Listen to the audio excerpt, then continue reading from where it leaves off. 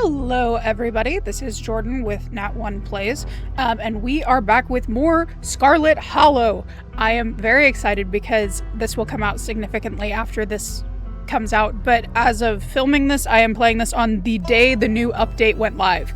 So I am playing this on February 13th, which is Friday the 13th, and I'm very excited. So this is Chapter 5, Episode 5, whatever you want to call it, and I believe that this is going to be Part 1 of Chapter 5, because I think it is getting released in 2 different parts. If I am incorrect about that fact, editing Jordan will correct me. But yeah, last time, a little bit of a recap. Last time was really, I think, the most intense episode that we've had of the game so far. It is also the first human passing that we have had. Unfortunately, we did lose a dog in the first episode, but this is the first character that we are able to interact with, and talk to, that we have lost in episode 4. So there was a lot of stuff that happened last time. But it'll take us through a recap, so I'll kind of sprinkle in my insight as we go through that. And we're gonna just get on in there and continue. Would we like to see a recap before starting episode 5? Yes, we absolutely would. Just a recap of episode 4.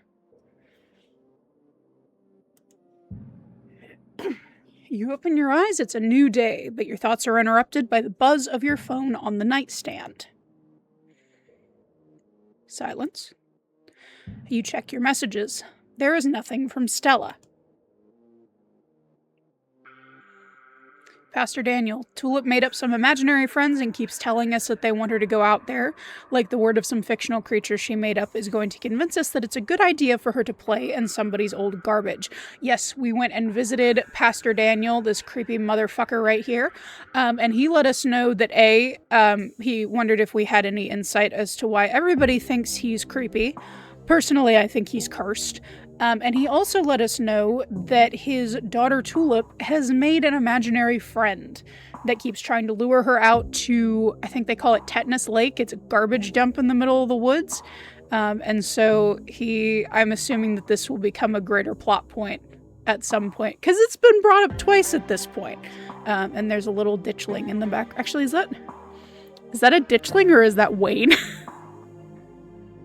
I can't tell because the way that it's shaped right here, it could be Wayne or it could be a ditchling. But she's 7. Of course she would get funny ideas like that. I'd love to get the community to rally around a big cleanup. It's about time somebody got rid of that junk. While I agree, my dear friend, I don't think you're the person to do that because nobody really likes you. And the miners are on strike. There's a small gathering of workers outside the entrance to the mines, picket signs in hand.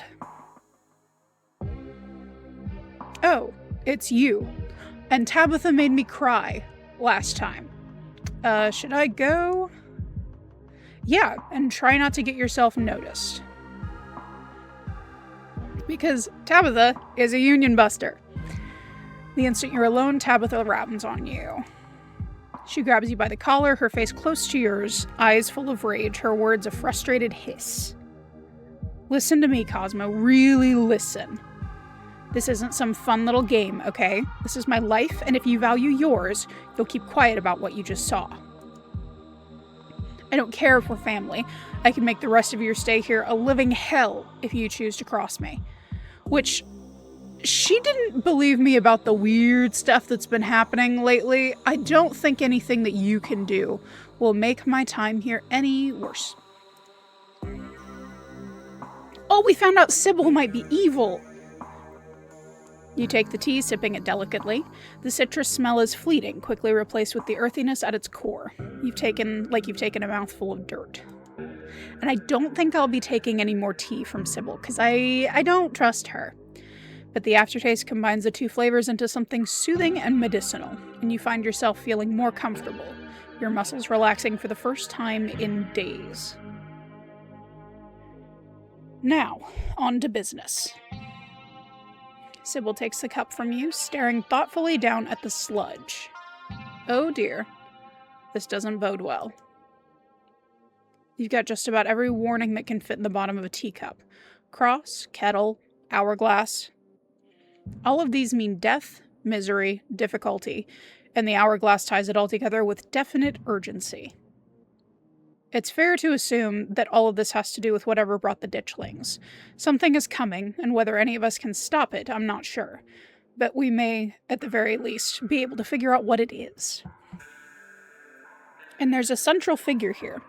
A cat. An enemy lurking in plain sight. You. This is wild. I had no idea any of this was here. An entire hospital wing rotting away for decades behind some flimsy drywall.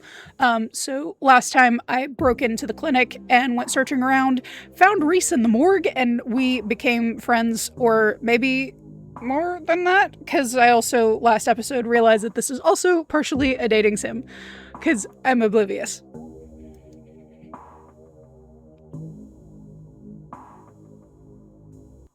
His voice sounds distant. Your sole focus is finding it. Your feet move without prompting, and you stumble down the hallway towards the far wall, barely registering the antique clutter as you stagger past it. Whoa, are you okay? You don't respond, and you don't bother to retrieve the axe. The wall is rotten, water damage having eaten away at the wood over the course of unknowable years, the planks nearly reduced to sawdust. You tear into it.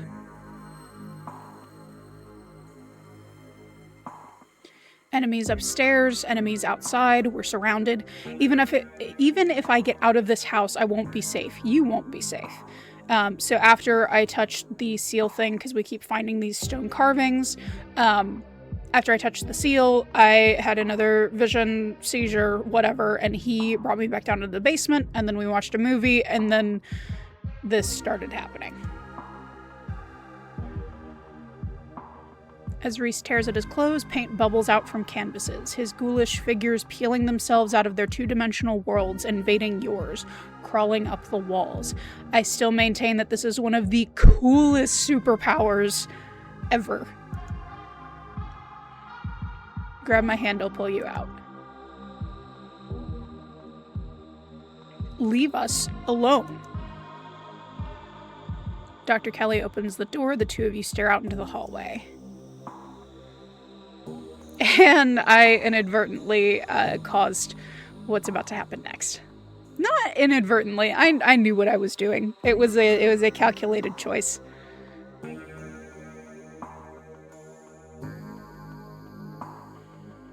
Is this what you were so afraid of? Hand over the tranquilizers. This is our shot. Well, I don't got them. You didn't take the tranquilizers, did you? You stumble back into the safe room, away from the open door and Dr. Kelly. Oh my god. You didn't get them, did you? Nope. Reese pushes his now massive form into the safe room, staring down at his mother. I'm sure we'll see each other tomorrow.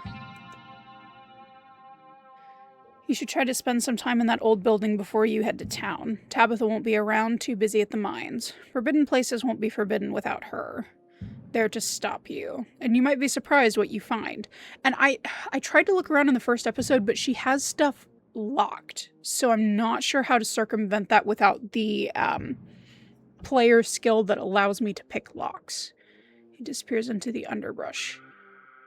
Whenever I do because I'm going to do a hardcore playthrough, I decided, initially I was just going to play this once and that was going to be it, but they introduced hardcore mode, and now I've taken it as a challenge. And so once I finish my first playthrough, like completely finish when they've released all of the episodes, I will then go back and do a hardcore mode replay. And I'm not sure what skills I'm going to take yet, but I think I'm going to have to take the street smart one that lets you pick locks. You close your eyes, your exhausted body succumbing to the sleep almost immediately. As you drift off, you think of Reese, out in the woods somewhere, bloodstained, free, and beautiful. And then you think of nothing. It's time to continue your journey. Wake up. A lonely piano refrain echoes through your head as you sleep. It feels like it goes on forever, clumsy and uncertain of itself, stopping and starting at random. But, as you start to wake up, you realize the music is following you from your dreams, continuing even as your mind reforms itself into something solid and coherent. And when it stops, you can't help but jolt fully awake as your eyes flying open at the sudden realization that you don't feel the ancient mattress beneath you, that you don't smell the now familiar dampness of the covers. You are not in your room. Oh. The shock of your surroundings jolts you to full wakefulness, and you quickly get to your feet, stumbling slightly as you realize the floor beneath you is oddly tilted. Your barely conscious thoughts desperately claw through your memories of the past day in an attempt to grasp at where, before settling on the only answers that make sense. Okay, the floor is tilting and it looks like shit in here, so I'm assuming we're in the part of the mansion that is crumbling off the side of the cliff face. You found yourself in some truly neglected part of the estate. What you've seen of the sprawling manor looks lovingly cared for compared to these peeling walls, warped floorboards, and overwhelming, stiflingly stale air. You can feel it coating your lungs in filth with every breath. You must be in the Forbidden Wing. I feel like Wayne had something to do with this. There are 2 doors out of the barren room. One is a normal doorway leading into what you assume to be a hallway. The other is a door that must have once been hidden. Through the ruined state of the wallpaper, it has robbed it of its secrecy. Oh, of course I have to go to the hidden door. What do you take me for? I yell, hoping so. No, I'm not calling someone. There doesn't seem to be a clear way to open it, besides the brass circle where the handle should be. I'll look through the hole. You lean forward, peering into the narrow opening at what lies behind the door. Oh, okay, so it's not a long walk, which means you'll be able to slip right back into the safety of the rest of the house if you could just manage to find the handle.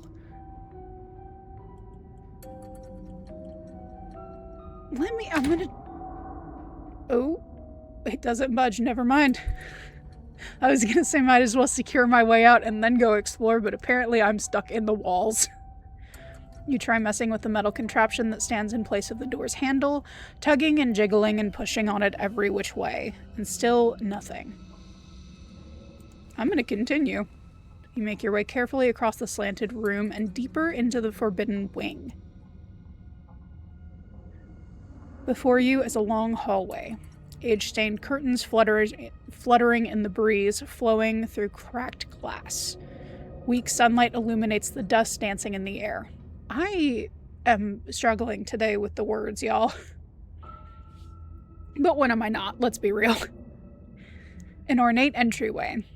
Its door long gone, breaks the monotony of the faded wallpaper, and the staircase looms at the far end. Ooh, there are footprints. Let me look at the entryway and then we'll follow some footprints. You make your way to the dark doorway in the middle of the corridor. It's a parlor. Of course the Scarlets of old would have had a dedicated space to entertain their guests. It would feel elegant if not for the massive crack that runs the entire length of the floor. The air here stinks of mildew. You can see why Tabitha doesn't want you exploring these rooms. There's a large painting on the far wall of the room. From a distance, it looks like it might depict the town. Something else catches your eye. A bookshelf. Or rather, what's left of a bookshelf, hanging by a single rusted hinge. Its sagging shelves reveal some sunless space beyond, once hidden, now exposed by the rot of this house.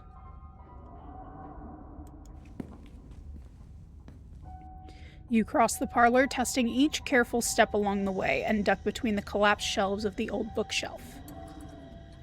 Ooh, creepy study. The space is dark, its features barely illuminated by the faint light trickling in through the myriad of cracks and holes in the wall.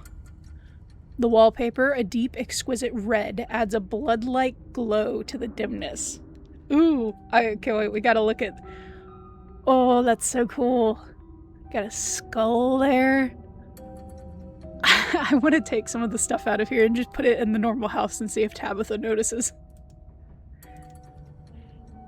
The walls are lined with ornate display cabinets, some empty, some still presenting their antique treasures.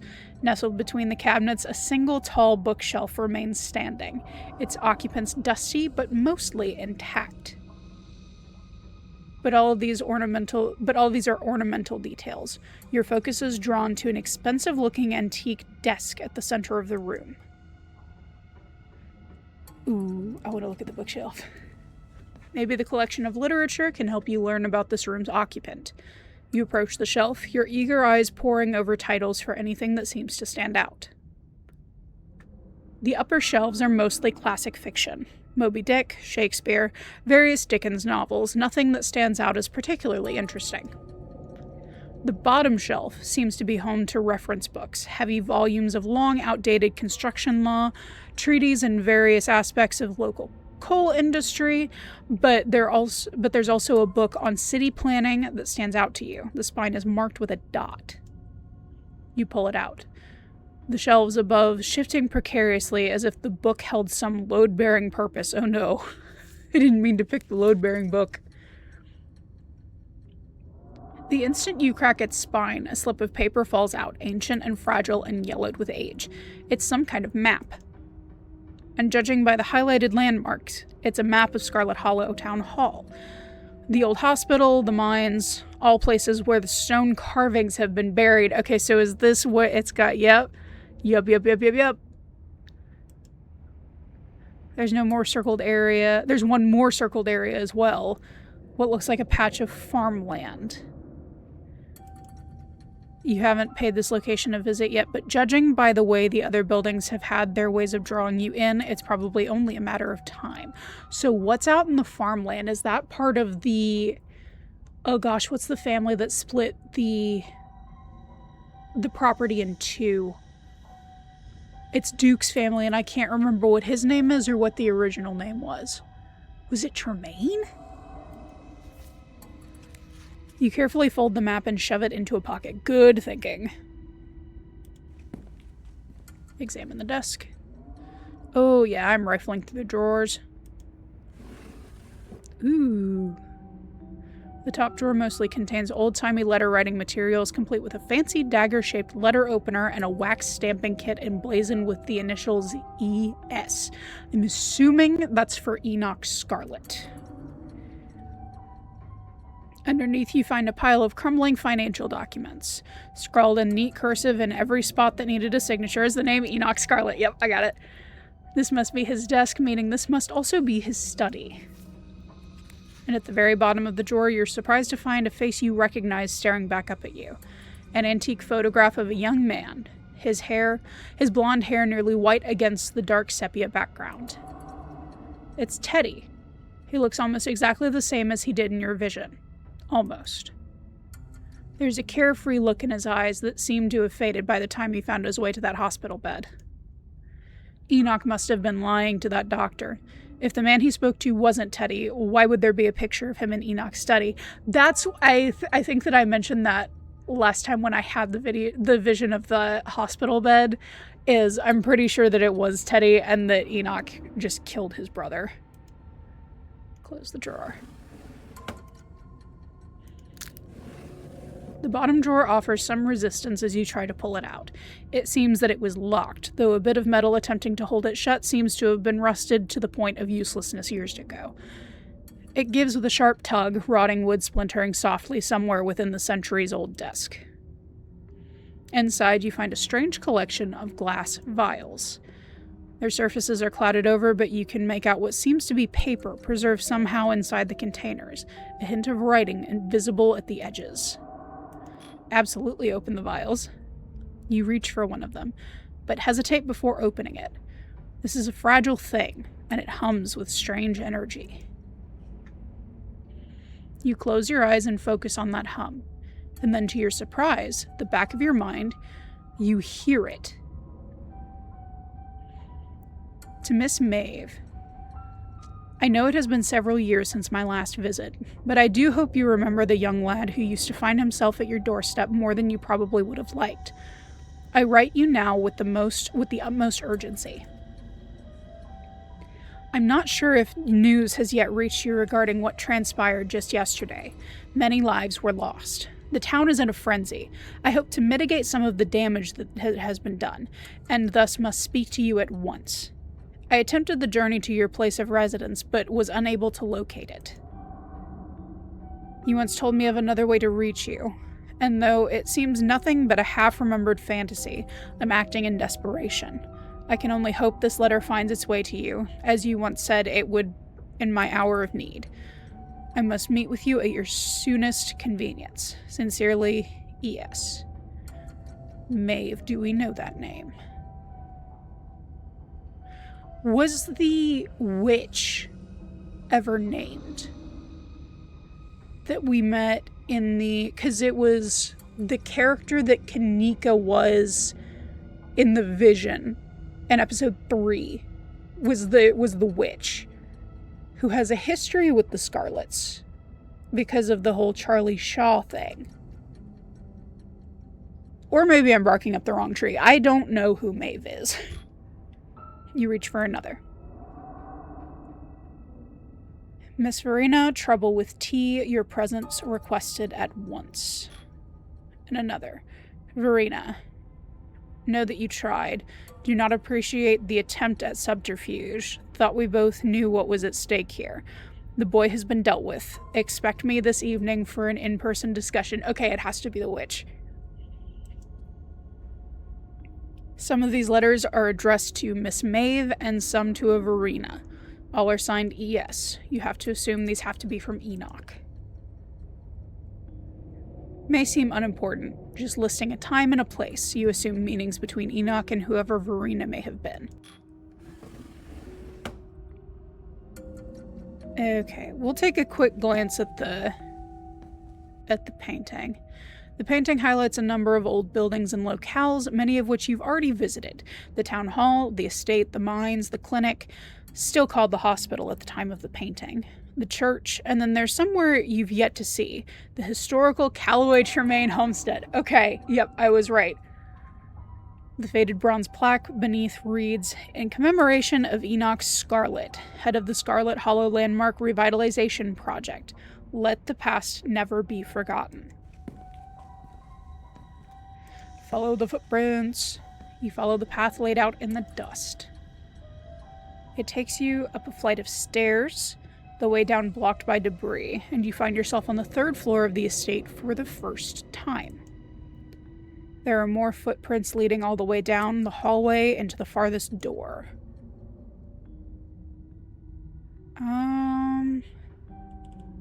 Approach the window. You carefully approach the window at the far end of the hall. That sure is a cliff. There is nothing below the window but the tops of distant trees, the ground having crumbled away. The only thing stopping you from plunging to your death is the straining foundation that still somehow holds this place together. I'm going to put this prediction out right now. I feel like the end of the story, or at least one path of the end of the story, ends with this estate splitting in half like the Titanic, and part of it crumbling into the abyss. If not the whole thing just sliding off of the cliffside and tumbling into the abyss. At least for now. Move boxes. The boxes slide out of the way with a bit of elbow grease. You push past them into the room beyond. This room is coldly empty. The large antique bed is made, its sheets ancient and dusty, but still somehow giving off the feeling of tidiness. Even with the cobwebs stretched between the corner of the 4-poster frame. You step towards the desk, its drawers practically overflowing with stationery.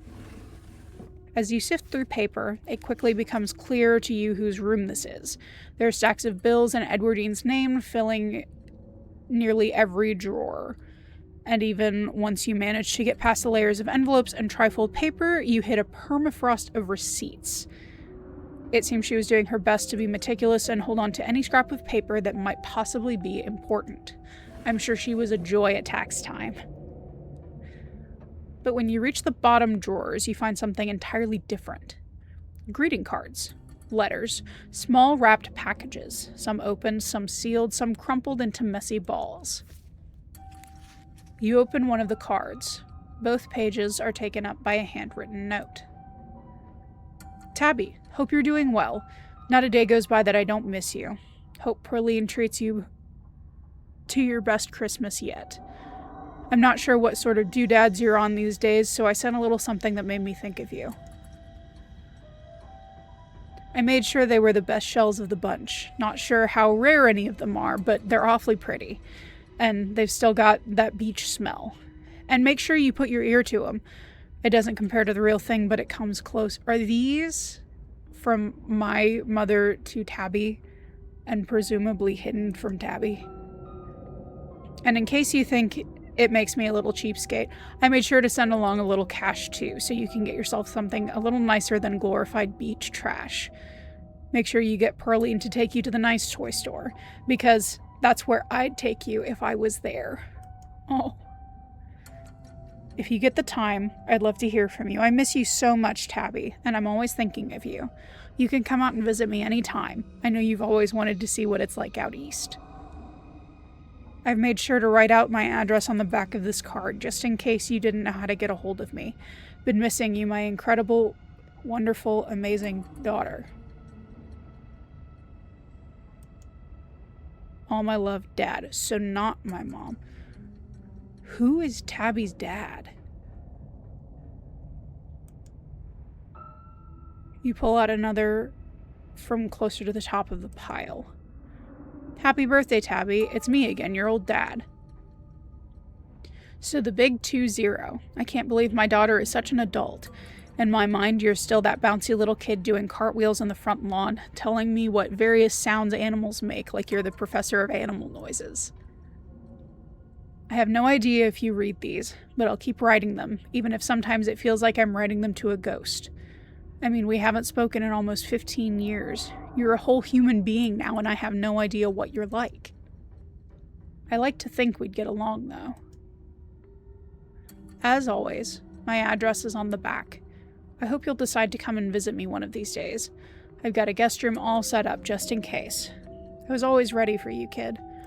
Oh, I love you and I always will, no matter who you turned out to be. Love, Dad. Oh, that's heartbreaking. I really need to know if Tabitha knows about these or if she's the one that's been putting them here. There are years and years of these. The bottom drawer is almost entirely unopened envelopes dated from when Tabitha would have been just a kid, all from him. You pocket a few of the cards. Yes, show Tabitha. Oh, has her mom been hiding the birthday cards? That bitch. Search the closet. You make your way to the closet. It seems Edwardine kept things neat and orderly, or as neat and orderly as she could, considering the decaying state of the place. You can't help but notice that these dresses look strikingly like the style Tabitha wears.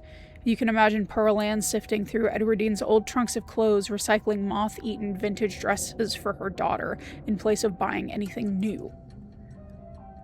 The only thing here besides her clothes and shoes is a box shoved off to one side. You pick it up.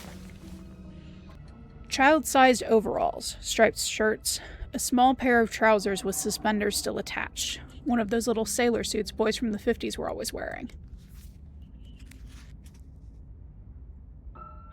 When you pull out the last shirt, a note is revealed tucked away in the bottom of the box in a protective plastic sleeve.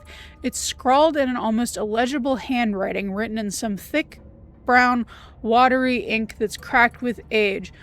Mommy, I am in here too, and I love you.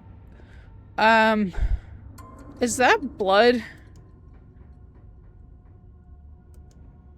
Your hands tremble, the note somehow making the tips of your fingers feel dirty even as it sits behind a layer of plastic. Yeah, I don't want to continue to touch that, but also, can I trigger my psychic powers if I take it out of the plastic?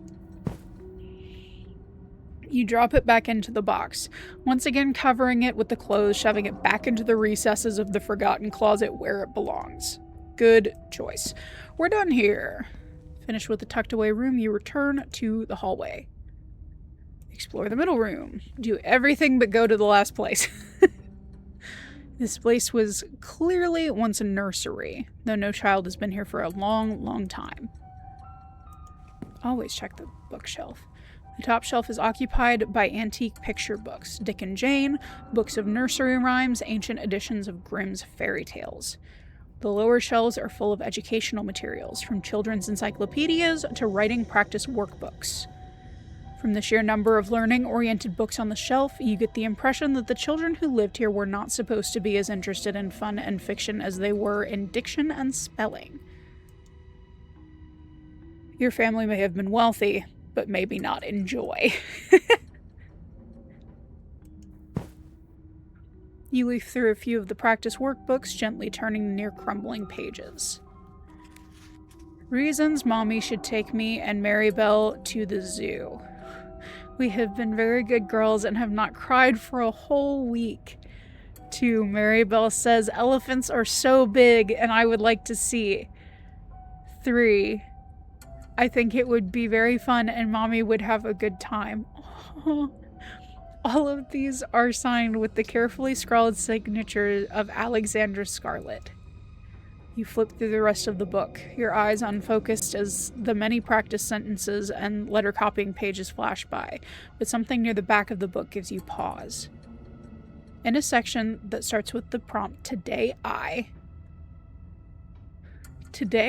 Alexandra continues with, talked to the boy in the wall.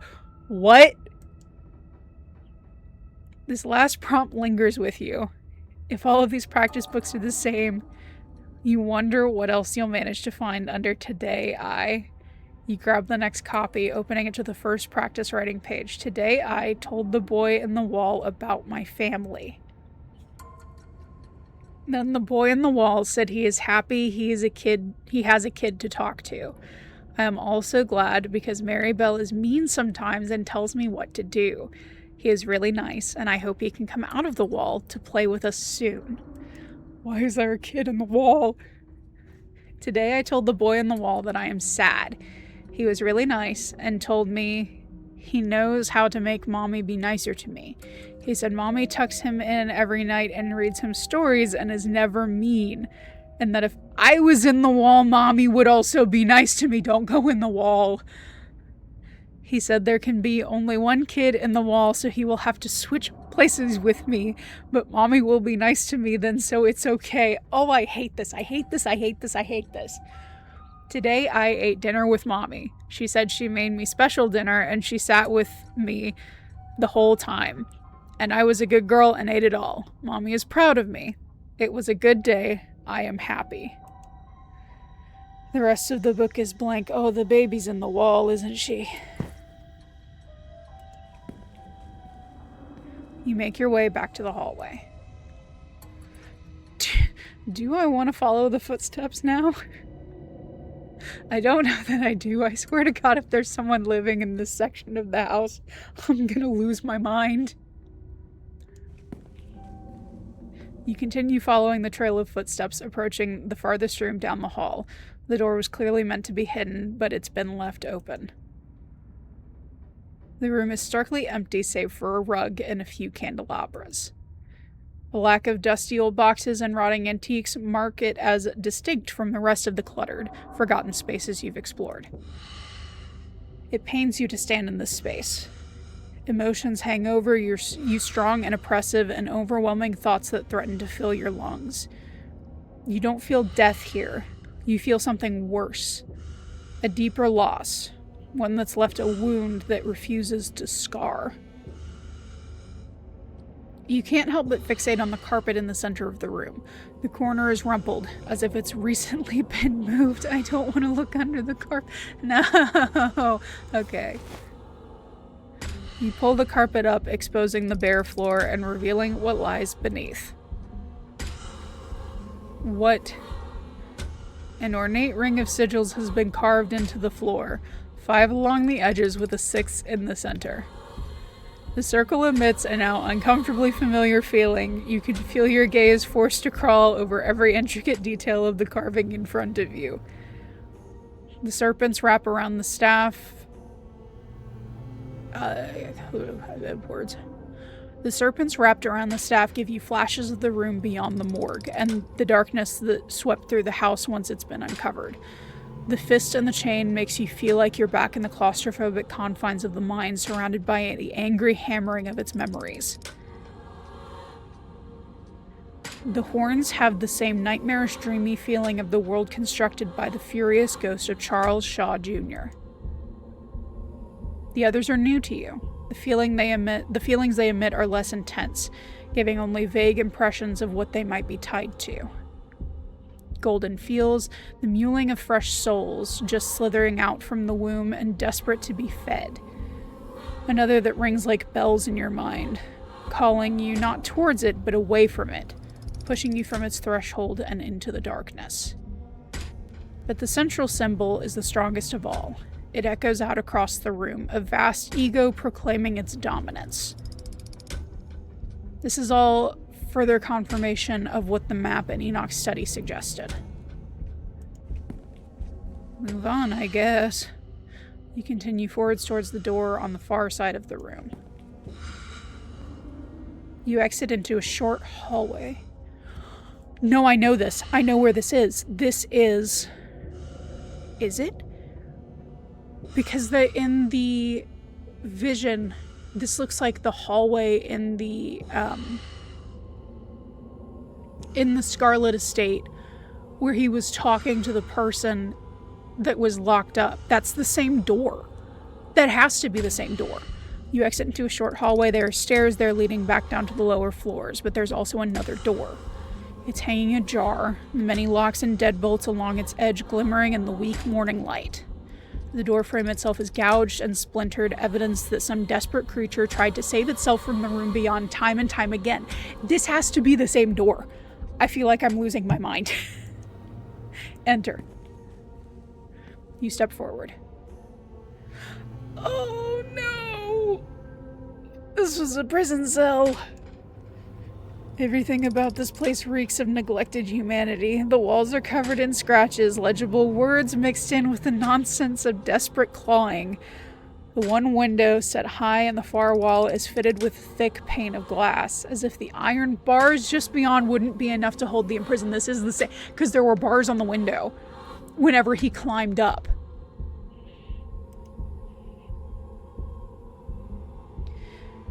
You can't help but notice that the doll from your closet sits watching you from the bed, one eyelid drooping. It adds an extra layer of menace to the already deep Why is the doll moving? That is my worst fear. I don't like dolls. This game has not made me feel true and actual fear yet. And this is the first time, and I'm not a fan. I am, but also I am so freaked out. The pain radiating from these walls howls through your mind. Whatever lived here lived in constant torment. But the etchings on the walls are more than just evidence of the suffering that went on in here. Whatever is trapped in these walls is trying to send a message to you or to anyone who might happen across it. Your eyes are drawn to the massive, almost letters dug as deep into the brick as the cell's prisoner could manage, highlighted with whatever pigments were available. It almost looks like a word, though none of the lines meet up, causing you to constantly doubt whether they're letters at all or just lines that fool the eye into imagining shapes that aren't there. Your stomach clenches with nausea as you run your eyes along the deep furrows in the wall. But whatever was in here wanted these words to be known, so you do your best to store them away, trying to burn the image of them into your mind, carved deep into the wall, bloody against the filthy brick. And then, one final detail grabs you. A metallic glint from the filthy bare mattress. A doorknob. This is what you've been looking here. Words. This is what you've been looking for. Was it left here for you? I don't want to examine the doll. I don't want to examine the doll. I don't want to touch it. I don't want to be near it. I hate it. You shiver as you pick up the doll. Damn right. Its foot reads property of Alexandra. Take the handle. As you take it, a sound wraps around you. Music. The tinkling of piano keys, played by a clumsy hand. They echo up a narrow staircase at the end of the hall. Follow the music. You've come this far, clearly you're meant to go just a little further.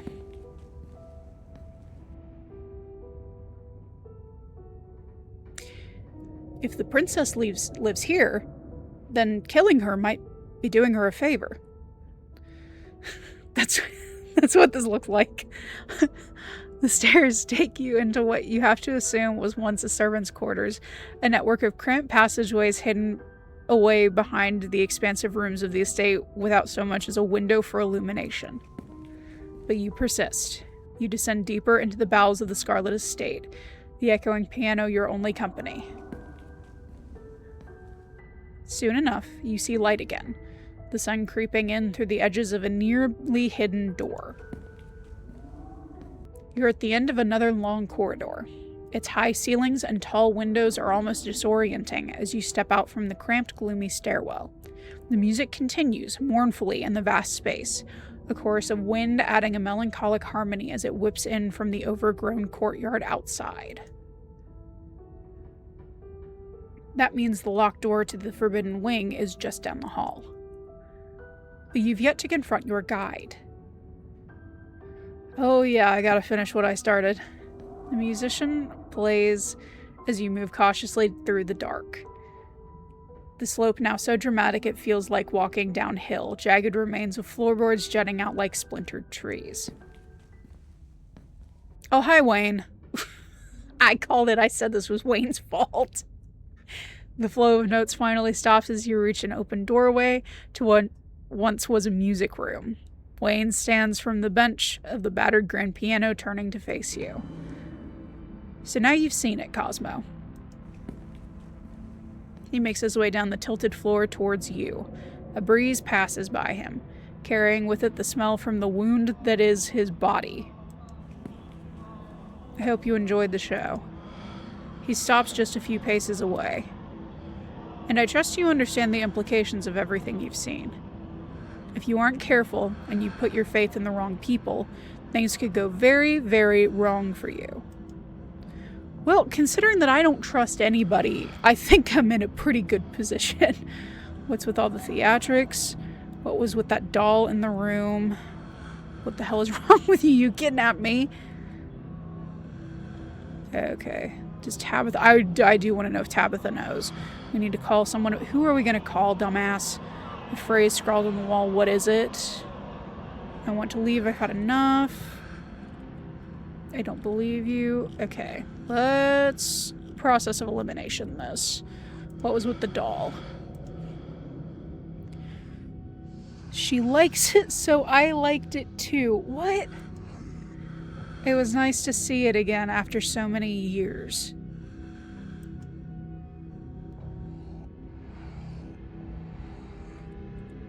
Who lived in the last room? Wayne cocks his head almost playfully. I did. I'd been in that room a long, long time. Though my being free now is meaningless in the grand scheme of things. The town itself is enough of a prison that I might as well still be stuck behind that door. But at least I'm free enough to warn you. Does Tabitha know about any of this? Of course, why do you think she invited me here? I don't know! I don't know why she invited me here. She doesn't like me. No, I see what you're doing. You're trying to make me doubt her. She didn't know me then. We have not bonded. Oh my god, but she's my cousin. I love her. She wouldn't. She absolutely would. Remain silent. I've given you a glimpse into one of your possible futures. Whether you choose to believe me or not is up to you. What do you mean? But I urge you to consider believing what your eyes have shown you. Your freedom is on the line. Okay. What do you mean this town is a prison? I can't leave. No one really can. As it stands now, Scarlet Hollow doesn't like letting go of its prisoners. They may be able to cross the town line, but not without paying a price. But that can be changed, though. It wasn't always this way. It was never meant to be. We can put an end to it.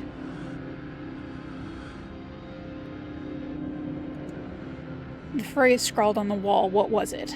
Why does it feel bad to think about it? I'm glad you noticed. It's a weapon. Hold on to it. Oh, I have so many questions and he's not giving me any answers. Okay,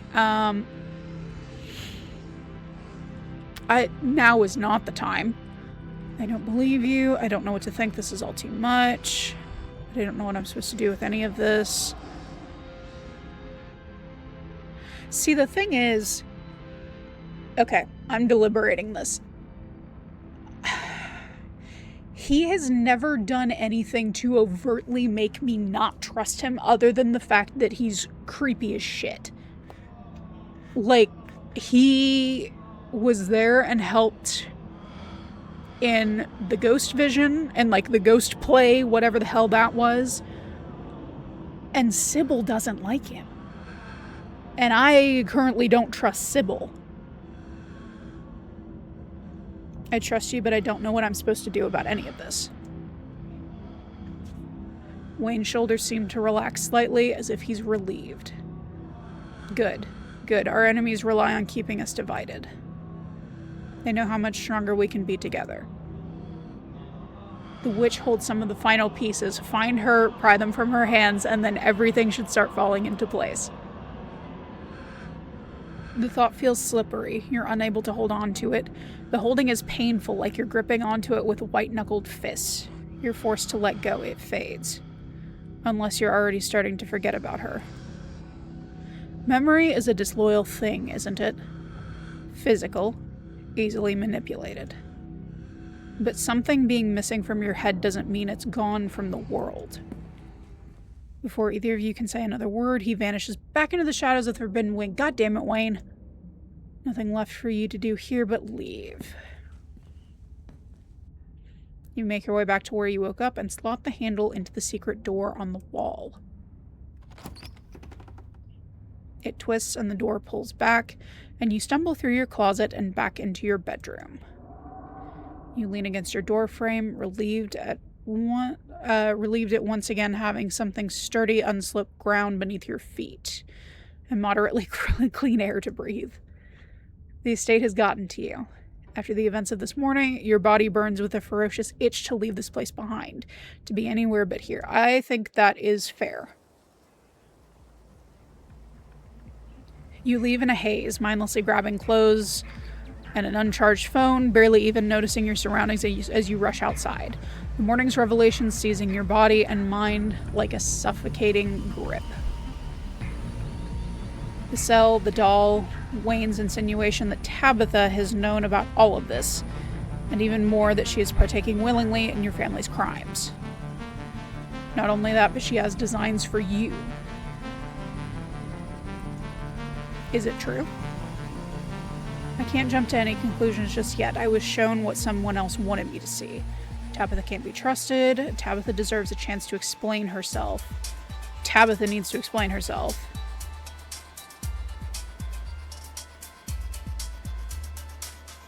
That's true. Everything you found in the Forbidden Wing could have been a work of an unreliable narrator.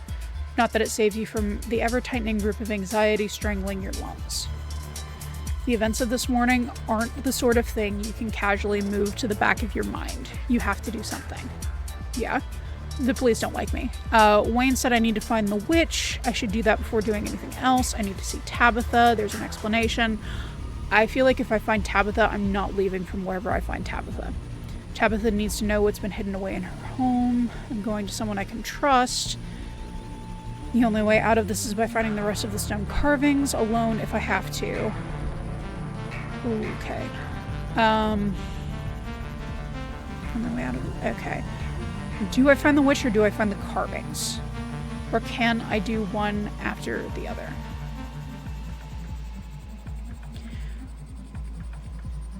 So based on that map, and I have a map in a pocket that has it marked, and it's got to be on the Tremaine farm. That's got to be the next stop.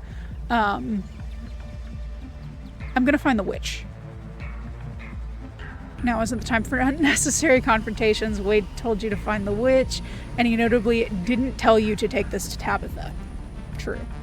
Only you have no idea where to even begin finding this witch, or for that matter, who she, you assume she's a she, could possibly be. It's Sybil. Think harder. There's a sound in the woods on your right, a snapping branch. It breaks you from your panic, your mind going blank with fresh fear. Oh God. Reese! Hi! You turn, shocked to see that Reese is there, lurking at the edge of the woods. He washed off the blood and seems to have found himself a jacket, but there is still an inhumanity to his features that hasn't faded. Long teeth poke out from between misshapen lips like a wolf hiding in a man's skin. His paintings are there too. Their warped faces staring down at you from the trees. Oh, hi guys. I thought you were ditchlings. Hey, no need to panic while I'm around. You help me make my problems disappear, and I can always help you get rid of yours. That is such a good thing right now. Jesus Christ, Reese, you scared the shit out of me. I can handle myself. It doesn't matter. I know where I need to go next. There's another stone by Duke's place. I can't talk right now. I'm trying to figure out what I need to do. Or I could tell him everything. That is... I mean, it's a lot. But I'm considering, because Kanika's a skeptic. Stella's still missing.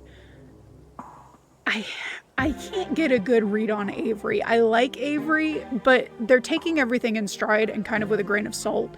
But I don't know how helpful they'll be, especially if we're asking around trying to find a witch. And the entire reason that I kind of lean towards Reese is because he's already kind of weird and would probably be on my side. He's already a monster. And so if I tell him something weird's going on, he's not going to be like, no, you're seeing things. Yeah, I'm going to tell him everything. Reese listens intently as you explain what you found in the estate. When you describe the cell with its dirtied walls and carved... I'm going to try that again. When you describe the cell with its dirtied walls carved deep with scratches, his eyes flash. There is an unwelcome recognition there. Just like what the doctor built for me. Yes, actually. Cosmo, how much do you trust Tabitha? Not at all, really. She has nothing to do with this. It's probably all ancient history. Why do you ask?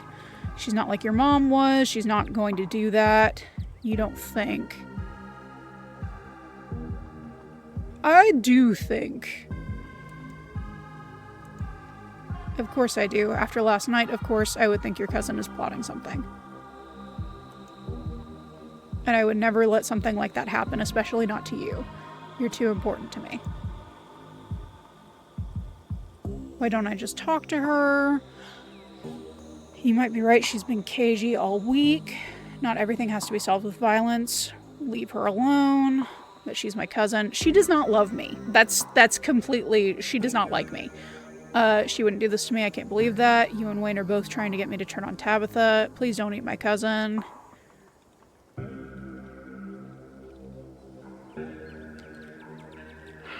I don't trust Tabitha, but I also don't want Reese to eat her because I kind of want more information. And that's just flat out a lie. She does not love me. She does not like me. What other reason does she have for bringing me here? Please don't eat my cousin. I'm torn between she's just a grumpy woman, leave her alone. She's been cagey all week.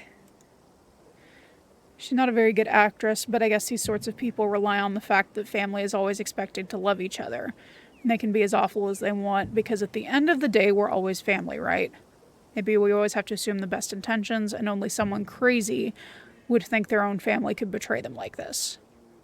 Well, I'm living proof. I'm not crazy. But you found out before she could do anything. That's good. We can stop her. No, I can stop. Please don't eat her, because I kind of want to see if she actually knows anything. Cosmo, you trusted me before. You can trust me now. We both know what needs to be done about people like this. I can do it. I can save you the way you saved me. Later.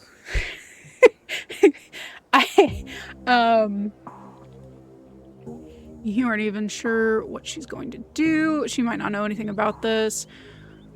You can't let the doctor be right about you. Reese, you can't. She's still my cousin. There has to be some other way. We can do it together. That's twisted. I said this was the pacifist route, and I'm still committed to this being the pacifist route. But I just love the player character just going all in on, like, what a cute date idea.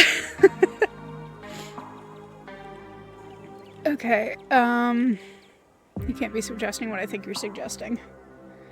It solved our problems yesterday. I don't see how this is any different. It's a little different because I want to question her. But if you're there to make sure she doesn't put me in a wall, that's the good middle ground. I don't want you to just eat her flat out. I want the threat of you eating her so that she doesn't try to kill me. Just going to do... Of course she knew. I'm willing to bet that's the whole reason you're here. She doesn't like you much. Why did she invite you in the first place? You're so right. To hurt you the way I was going to be hurt, and I can't let it happen to anyone. Especially not you.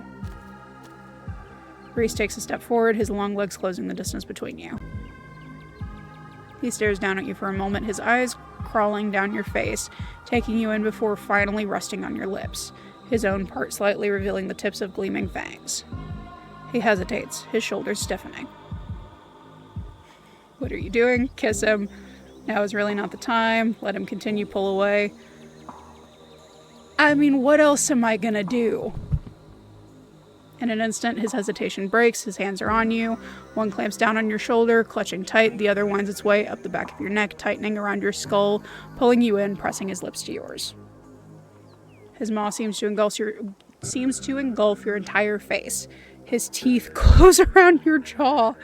The warm wetness of his mouth nearly suffocating as his long forked tongue slithers. Oh my god, what?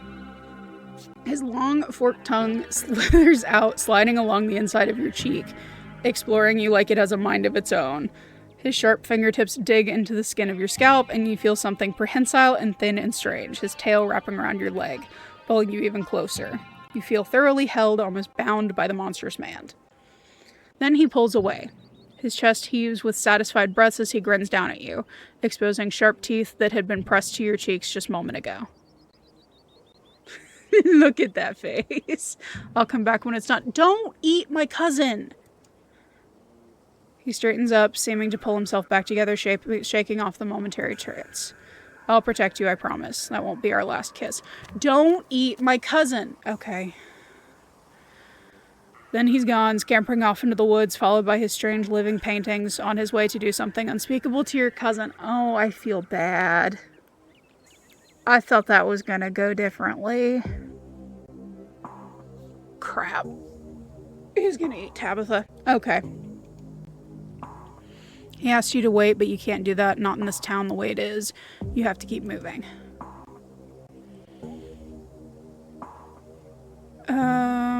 No, Reese told you to wait. You're gonna go after him. Before he gets far enough that you lose the trail, you start down the narrow deer path he seems to be using, following the brief flashes of his paintings as they do the same. You stumble from the edge of the woods, gasping for breath, nearly gagging from the overexertion. You're vaguely aware of torn clothes, torn skin, casualties of the brambles you found yourself clambering through on the way here, but at least you made it to the mines just in time to see the last of Reese's paintings disappear through a hole in the exterior fence. Shit.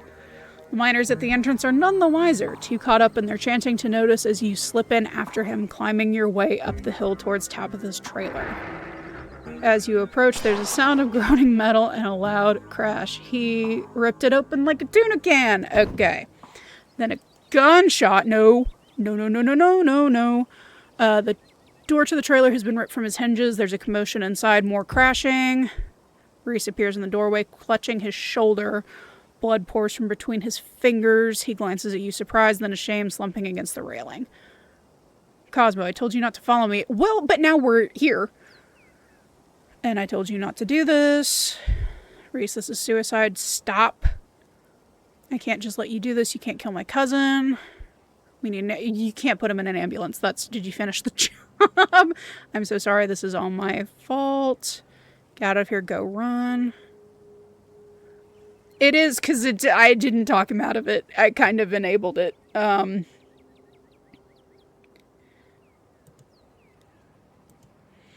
No, it has to be done. Can't let her lock you away. But she has a gun, my guy. Just have to catch my breath, and I'll protect... No! Droplets of blood and chunks of tissue rain down on the gravel as Tabitha steps out of her... Run! Run, run, run, run, run, run, run, run, run.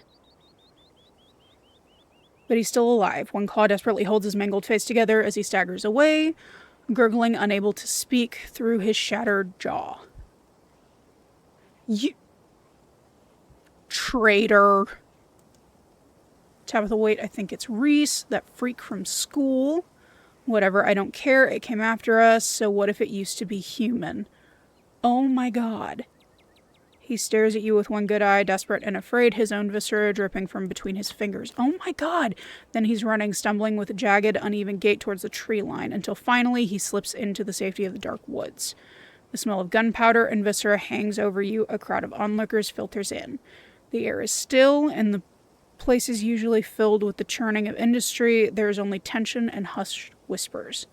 But the newly formed crowd doesn't stop your cousin from focusing her gaze on you. You. Oh god, what now? You and that thing are buddies, huh? You set it up here to what? Kill me? No, I was coming to get him to not eat you. You were going to lock me up in a tiny cell in the estate. He was trying to protect me. Look, I was in the Forbidden Wing, and some of the stuff I saw freaked me out, and then he got freaked out, and it just got out of hand. I tried to stop him. I didn't think he would come after you like that. You shot my boyfriend. I have no affiliations with that guy. Stella, get away from her. She's the real monster. I can't do this with you right now. I have to go after him. You could have murdered a guy and you're interrogating me?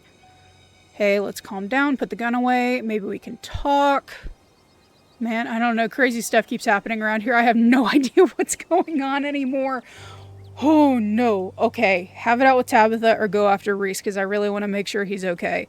I think somehow he is one of the only sane people here, despite the fact that he just tried to eat Tabitha. Okay, I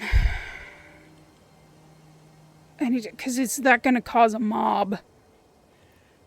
Do I go after him, or do I distract her? Do I go after him, or do I distract her and keep... Because I feel like this is not going to end. But they don't like Tabitha. So would they go for the... for the Tabitha eating monster? Oh god. The decisions are getting difficult. Oh my god. Okay. Okay.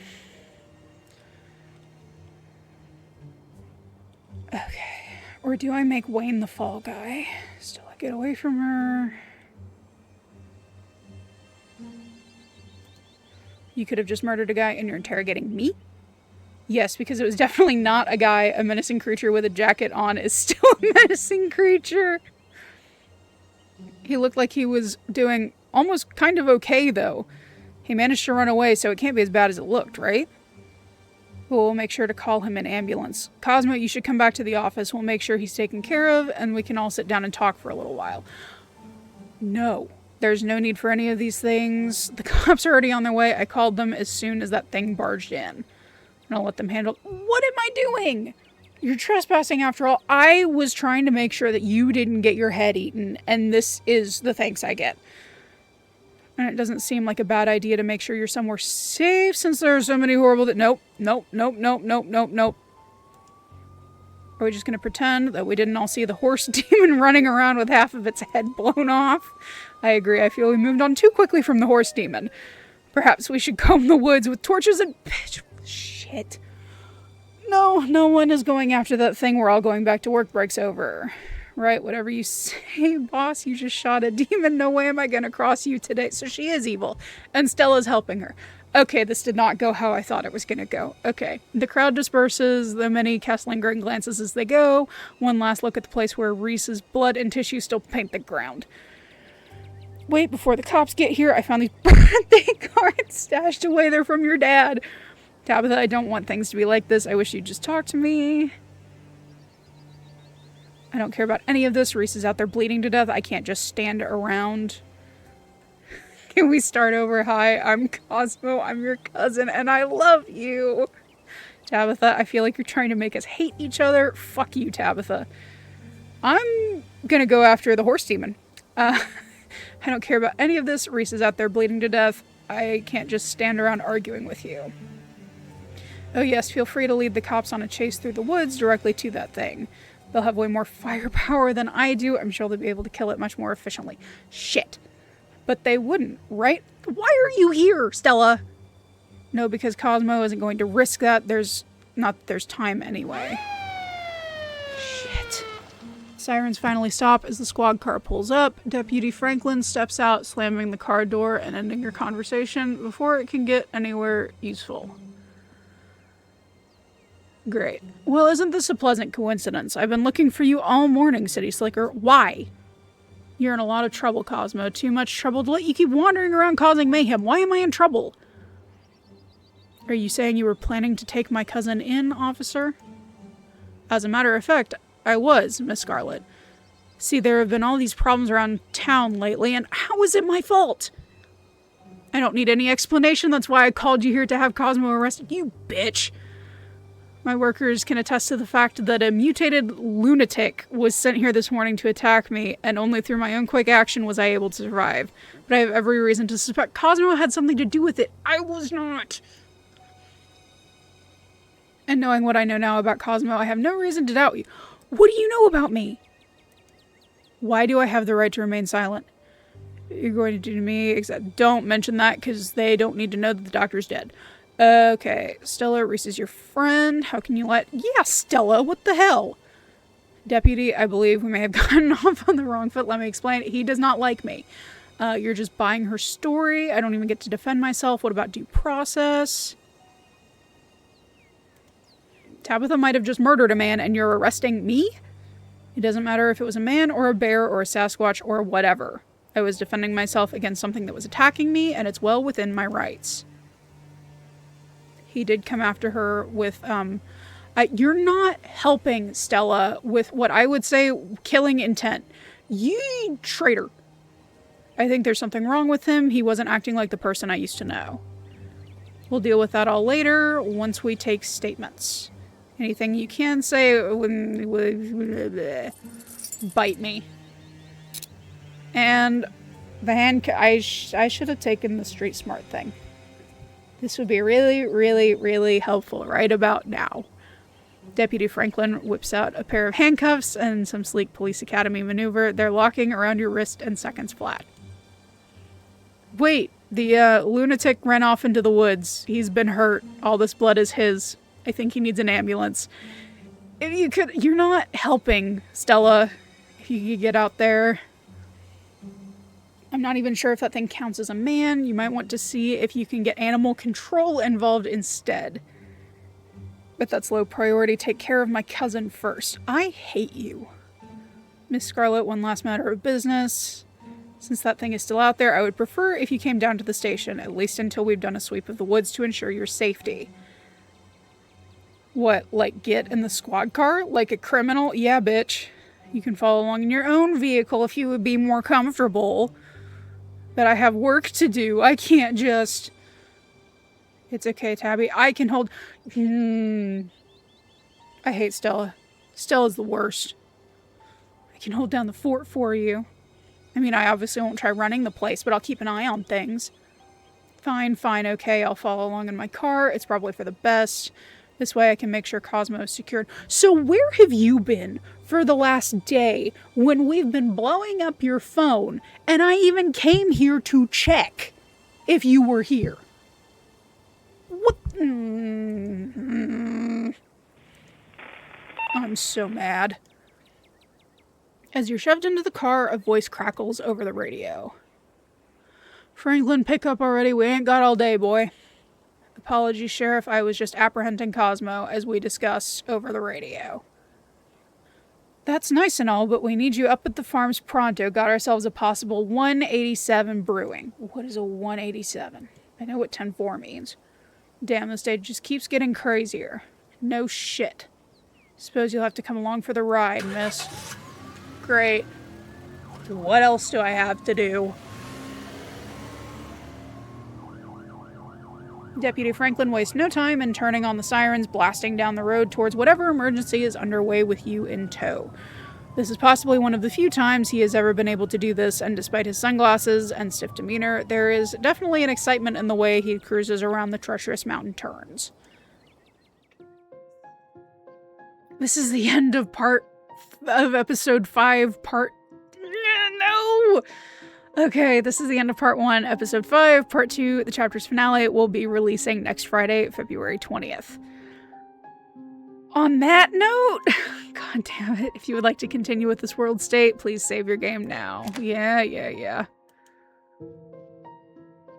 I'm infuriated.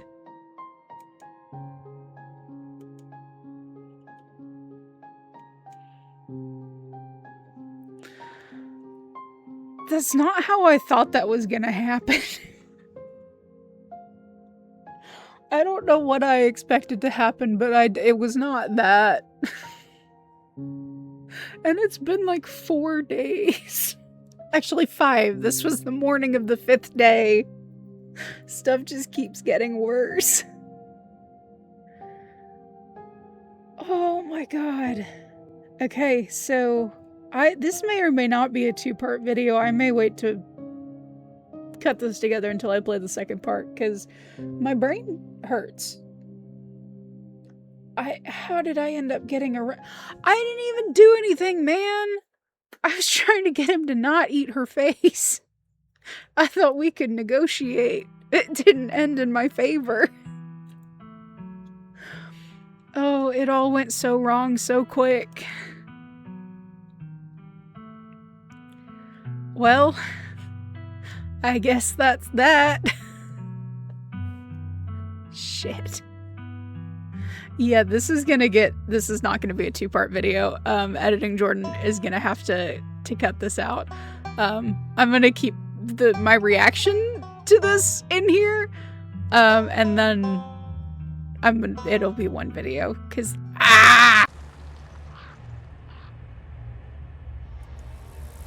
Hello everyone.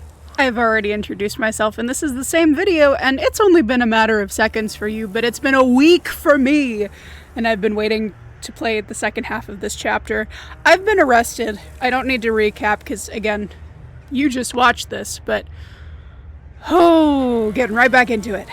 Let's go!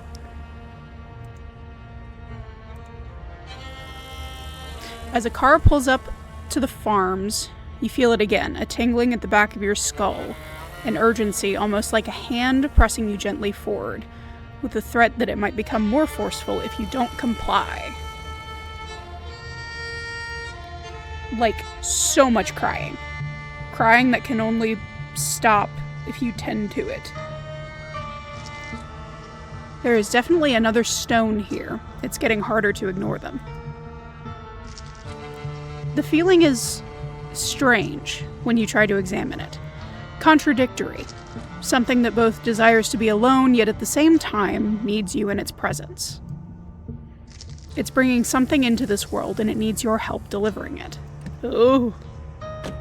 Deputy Franklin gets out of the car, leaving you in the back as he joins the assembled crowd. What happened at the farm? Alright, Sheriff, what's the situation?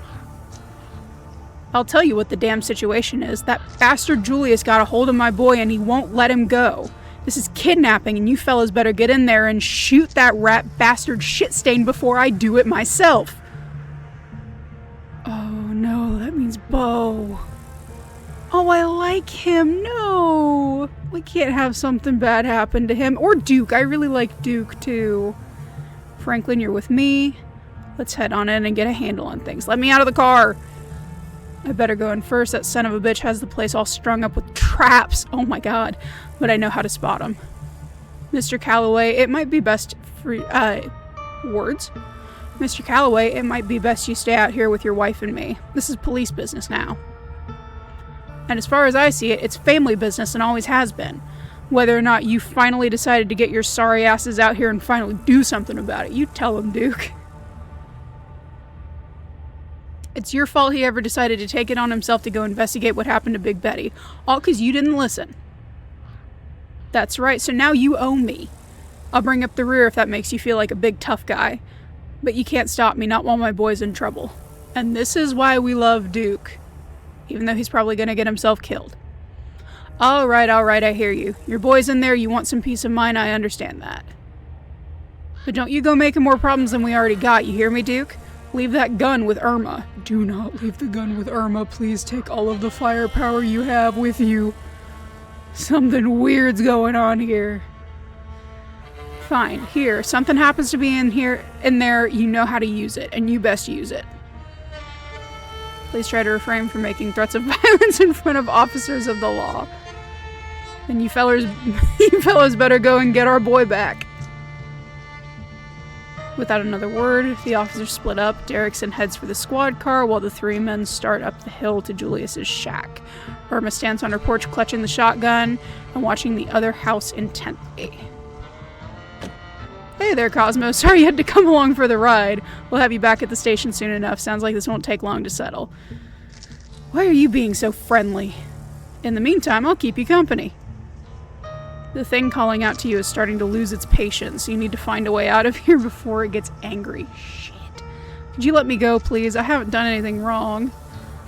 You don't really think Bo is dead in there, do you? You don't think Duke might... little words? You don't think Duke might escalate things? If you guys are arresting me, could you also arrest the guy who's been stalking me? Since he's doing a real crime? Let me out, let me out, let me out! You don't understand, I need to get into that house. I have a reason to suspect that there's a cursed stone in there that holds some kind of ancient, possibly evil magic. I'll give you $100 if you let me go right now. I'm going to sue you all so hard. I'm going to take this to the FBI, the Supreme Court. Wait in silence. Oh my. I haven't done anything wrong. Oh, I'm sure you haven't, but that's why we're going to bring you in to answer a few questions so we can prove as much. Then why am I in cuffs? And if we see that you really aren't a threat to the town, then we'll let you go and that'll be that. What about innocent until proven guilty? Okay, should be no problem then since I'm completely innocent.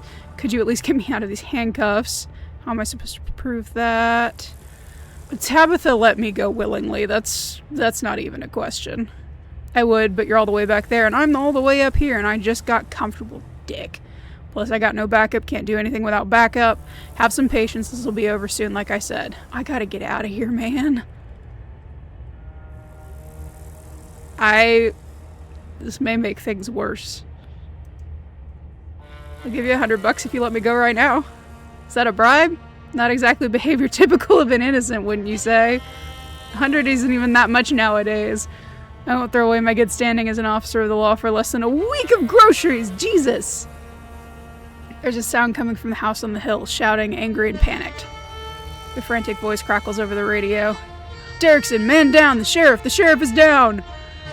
What did I tell him? I told him to be careful and follow my lead. Now look at him. Mr. Calloway, if you could please clear the line and let Deputy Franklin give me a proper status report. Deputy, is he breathing? You have eyes on Mr. Tremaine and the hostage. We're on our way to the basement now, sir. I'm assuming that's where the stone is. You better be careful, meathead, if you don't want to wind up like your... You hear an ungodly noise over the radio. A gunshot and then static. Franklin, report. But there's only silence. Damn it, Franklin. Deputy Derrickson hesitates briefly outside your door as if hoping someone might leave the farmhouse without his getting involved. But after a few seconds, he's heading up the hill yelling something to Irma. And then a figure appears outside the car door. Hi, Wayne! A moment later, you hear the click of a lock. Time to go. You get out of the car, your body moving on instinct.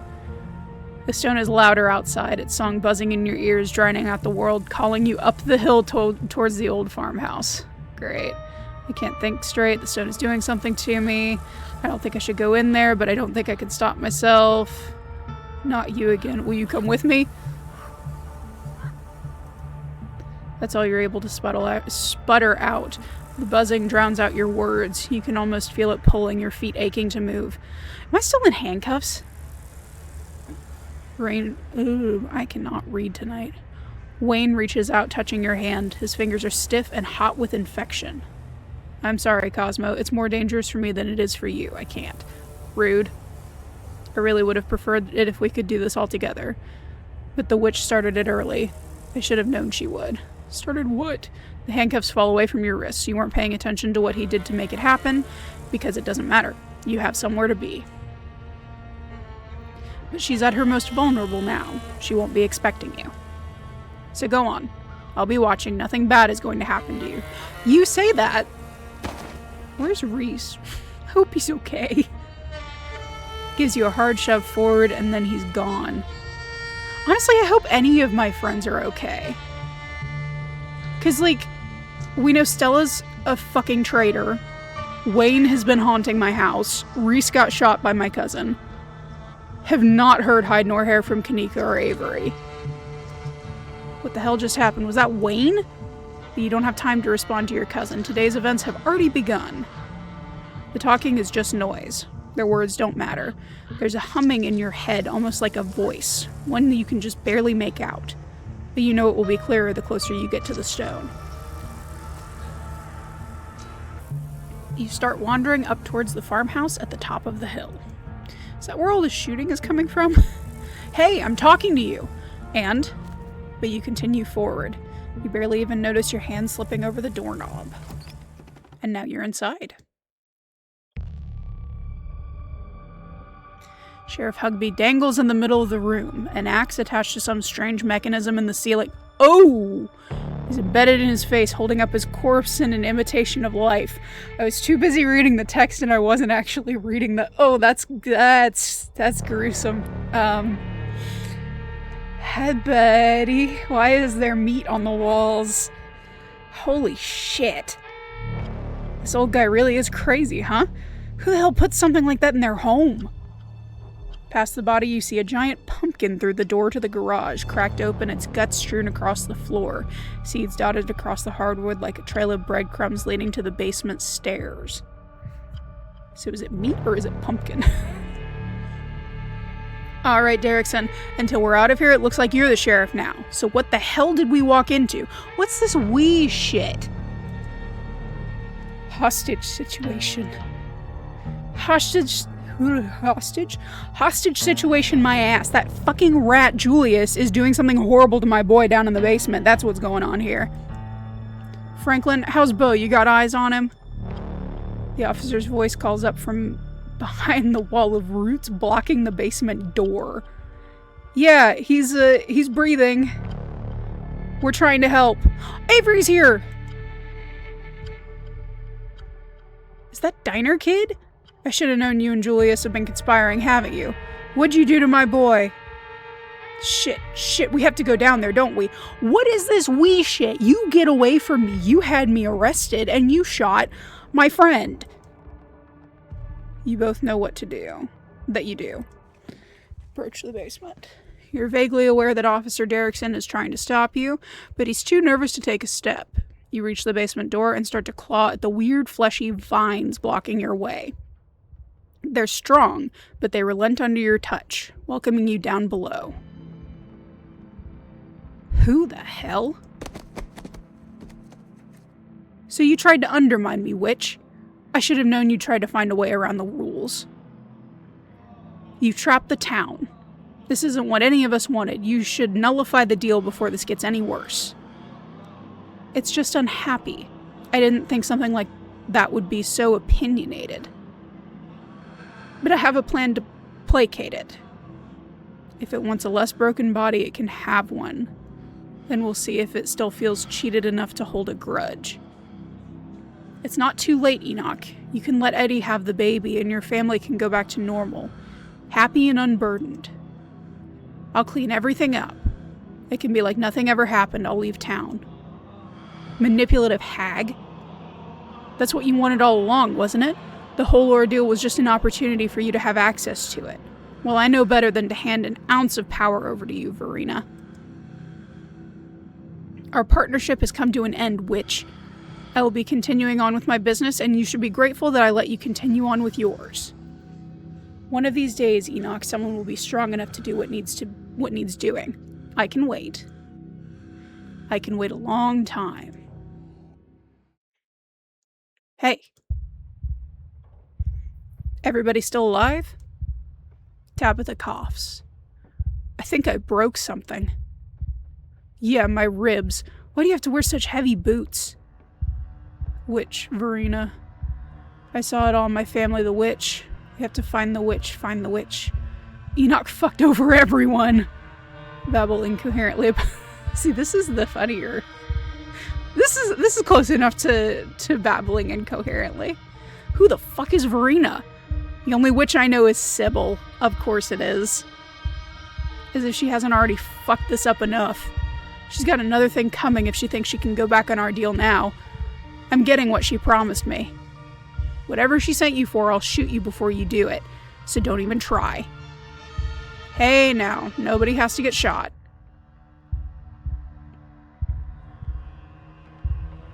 Oh God. Your vision finally focuses and your mind is once again your own. Avery watches furtively across the room. The man Julius holds a gun and a silent threat. What are you looking at? Franklin sits hunched in the corner, his expression icy and unreadable behind his glasses. In the corner is Beau. Poor Beau. Something is attached to him, the source of the awful noise. It stutters with pained inhalations. Beau is still breathing, but he doesn't look well. The stone brought you here and stuck you in the middle of another nightmare. What the hell is going on down there? Even as he yells down the stairs, his voice is faint, barely audible behind the now thickened roots and vines that block your escape. How's Beau? How's my boy? Let's bring the Scarlets up to speed, Julius. They look a little shell-shocked. Where do I fucking begin? Alright. So the witch. I caught her doing some shit she shouldn't have been doing, and she offered me a deal if I kept it to myself. I always wanted to raise a boy of my own. God never saw fit to give me the chance. She gave me the means to right that injustice. Only it obviously didn't quite go the way it was supposed to. Calloway's interfered just like always. Made it so I had to hatch him earlier than he was ready. He came out hungry, too hungry for me to handle. He kept trying to get at me, so I had to hole up down here. Been stuck since fucking Wednesday night. Damn roots wouldn't let me leave and they clogged up the drain so I couldn't even call that witch and tell her to make things right. But I'm a man of preparedness, figured I could wait it out. Until Beau here decided to trespass. Guess he lost a tussle with my boy and the two of them wound up down here with me. And that about sums it up. I guess in the end it's only fair. A son for a son, that's so messed up, dude. And birth ain't ever pretty, is it? It's not like doing it the old-fashioned way, is all sunshine and roses. Just hope he winds up looking more like a person when he's done cooking. What is wrong with you? So what, we're supposed to just wait around here until he's done or something? I don't give a shit about your story, Tremaine. None of this is a reason to shoot a cop. I didn't even hit you, you fucking pussy. It was self-defense. Castle doctrine. What in the hell are you talking about down there? What are you doing with my bow? Calm down, Calloway. We got the situation under control. Let's just talk it through. This is so messed up. What the fuck is wrong with you, man? Beau, can you hear me? Are you still alive? You don't need to threaten anybody. Let's just talk. You need to let Beau go. Let's just talk. Why would I need to do any talking? The way I see it, I'm the man with the gun and the guts to use it. You're not wrong. So how about we all just sit quietly until it's over, and then we can all go home and nobody has to get hurt. Except for Beau. Yeah, thanks, Avery. Why is Avery here? He's already dead, kid. My boy beat him up fair and square. Best you see it that way. That's so wrong. Listen, clearly you need something. You woke up talking about the witch. You want to know where she is? I can tell you how to find her. That would be helpful. If none of you does anything stupid, then I'll tell you what I know. Sound fair? Relax, okay? Nobody's going to do anything. Why are you here? The conversation is interrupted by Bo shifting uncomfortably as the creature lets out a guttural moan.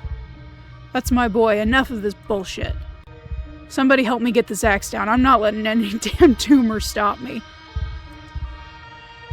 Hey, watch it, Calloway. We don't know what'll happen if you... There's the sound of something being torn free from the wood, then hacking at the vine-like tendrils blocking the doorway. But no progress seems to be made. For every piece severed, another grows in its place. You want to bring the damn house down, Duke? A string of desperate curses from upstairs, but the axe doesn't stop swinging. Bo squirms with discomfort. The baby seems to be digging deeper. Oh, God. Shouldn't you be concerned that Duke is trying to get down here? You know he's gonna kill it if he does. Bo and the baby, the witch, the situation.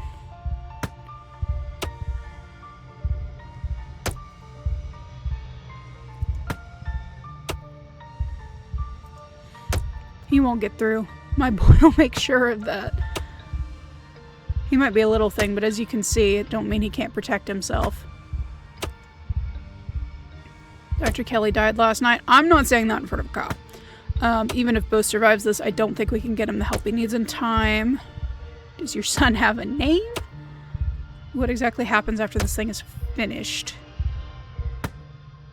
How do you know it'll stop with Bo? It sounds like it was hunting you before it found him. Is there really no way we can separate him from Bo? What if we offered him something better? Like Tabitha?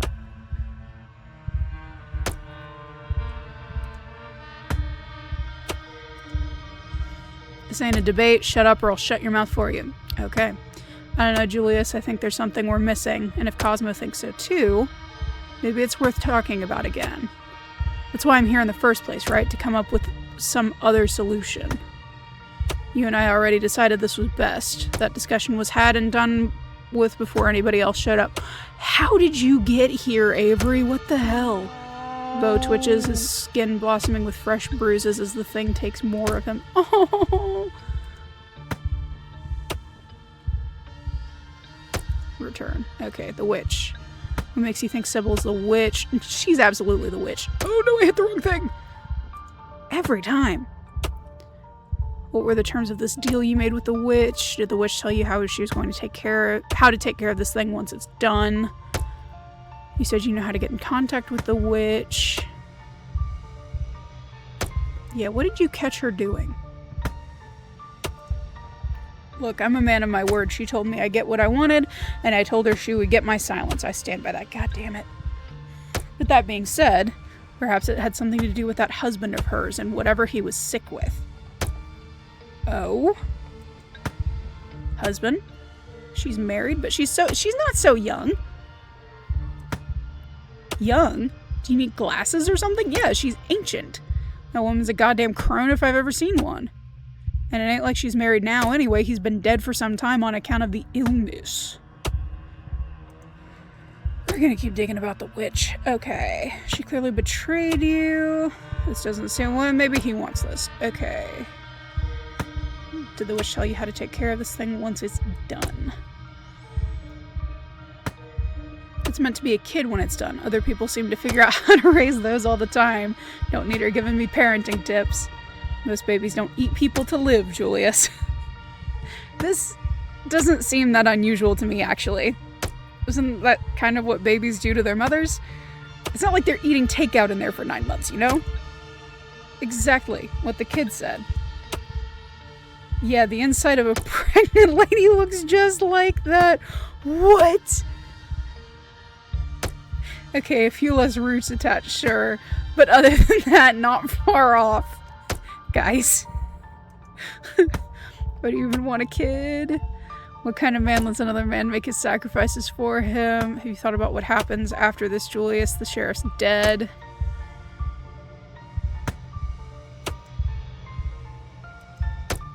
I should have disarmed the trap, I knew it. But I didn't think anyone else would be coming. Don't blame yourself, kid. The sheriff knew better. That's why none of these boys ever come around here. They know they've met their match.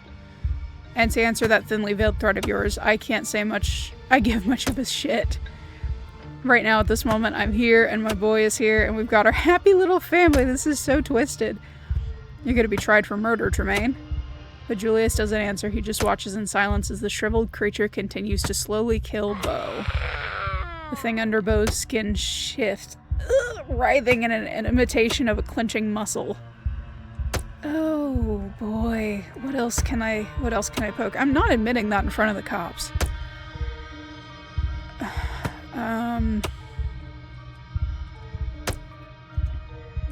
Let's keep going on about the witch.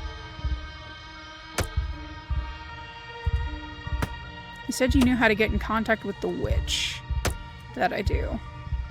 This all sounds ridiculous to say out loud, but you know about her. You better believe me. I'd use this faucet here, fill up a Pepsi bottle or whatever I've got on hand, put a little note in there, and she'd make her answer note. It's like the bottles that I found in the drawer. Okay. It's fed by natural spring water. That's her preferred method of communication, like her internet, I suppose. But as you can see, it's currently out of order. I tried earlier, but my boy's got his, meat all in there. We won't be getting a drop out of that until he's calmed down. So charming. She clearly betrayed you. This doesn't seem like what she promised, does it? Damn it, none of you people have any patience. He needs time and he needs food. Beau's getting worse. I think he's dead. It can't be easy making a baby this way. It's not easy making it the normal way either, from what I hear. Isn't it beautiful? Even though... Avery! What? It's eating a man alive. That's horrifying. Yeah, it's horrifying, and there's literally nothing we can do about it, so maybe we should all sit quietly until it's over. I suggest all of you listen to Miss Scarlet. Beau seems in a bad way. His eyes are glazed, his jaw is slack except where the roots of the childlike thing are holding it in place. His body can't take much more. I want to keep asking questions until I absolutely can't anymore. The situation. Okay. Franklin, how'd you get down here? What happened? Stairs weren't blocked when I got here. I was the first one down. Duke warned me about the gun. He got off a shot, but I was already rolling. And now your gun is halfway across the room, but mine's right here in my hand. Julius, dude, we gotta do something. Beau's in a lot of pain. This can't be what's supposed to happen. What were the terms of the deal you made with the witch? When I caught her doing what she was doing, she offered me this ritual thing in exchange for my silence. Offered it right away, like she could just see right through me. Knew exactly what I wanted most. I suppose that she didn't know... What she didn't know was I'm not the kind of man who turned somebody in anyway. Her business was her business. She didn't even have to bother giving me the recipe to cook a boy from dirt, blood, and pumpkin seeds, but I took it anyway. And then I just sat on it for a while till a moment of weakness. What was the ritual? Did you do something to Duke's pumpkin? It wasn't his damn pumpkin! It was on my property, and the only reason it got as big as it was is because I fed it my own blood every night since the day it was planted. Bleeding on the dirt like some kind of Satan worshipper. If that don't make it mine, I don't know what does. He's got a point. God knows I felt crazy doing it, though. But I'm not proud to say my judgment was a bit clouded. I was in a bad way. The thought of bringing a boy into the world was just about the only thing that made me feel like I should stick around. Oh, buddy. Not that any of you need to know about all that. Only serves as explanation as to why I trusted her in the first place. In the end, you don't do anything other than talk while the creature finishes its work. This isn't the time or place for you to make a choice. Even if that wasn't the case, it's too late to make any other choice now other than continued inaction. You watch as the thing slowly solidifies, breathes more confident as Beau grows shallow. Oh, I feel really bad because Beau is really sweet. I can't just let this happen. The officer dives forward, reaching for his gun, but Tabitha kicks him, stopping him mid-motion. You idiot, do you want to get shot? Just let the guy have his freak baby. Ma'am, we're watching a slow-motion murder. It's my duty to. This is my house, not yours, officer. What happens under my roof was always supposed to be my business. Beau trespass, there are consequences. That's not how this works. Everyone watches each other with unease. Is it alright if I sit by him? Sure, but I'll shoot you if you make any moves, kid. I don't want to, but I will. Avery shifts, settling closer to Bo. They take his hand in theirs, which doesn't seem to do anything to comfort the man as the roots sink deeper, taking more. I'm sorry, Bo. It'll be over soon, okay? You're not alone. Nobody should die alone. Oh, I can't die. Mama would be sad. Oh, Bo! But he does. Oh, no. Okay, no, I have to do a playthrough where I try to save Bo. I don't know how I'm gonna do it, but I'm gonna do it. And the thing finally pulls away from what's left of Bo. In place of the dead man's breathing, its ungodly cries fill the room. Shh, it's alright, boy. The creature's connection to its womb has been severed, and the house groans unnaturally, straining under the weight of the meat that infiltrated its walls. The faucet in the corner of the room finally unclogged, bursting to life. The water pours out onto the dirt floor.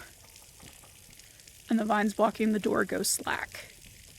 You wanted your witch? Well, here she comes. But Julius is interrupted by a figure stepping into the basement stairs.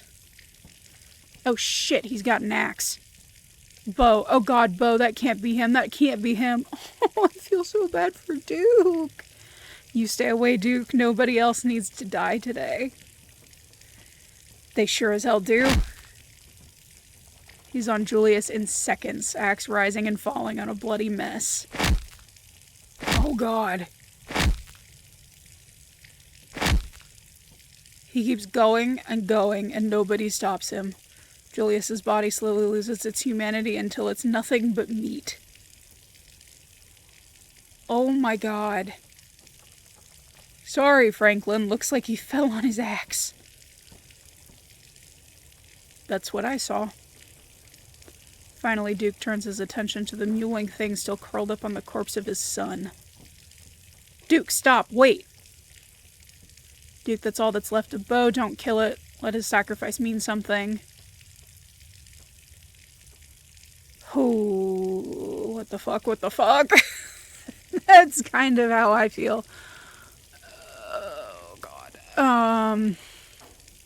Just because I don't want Avery to do something stupid and jump in front of the axe. Listen to Cosmo. It's got to stop somewhere. Didn't you get enough revenge today already? Your hands are wet. The water is spreading, pooling around you, making the floor slippery with mud. What the hell would you know?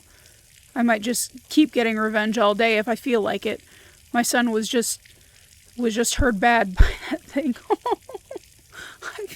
Oh, this is so sad.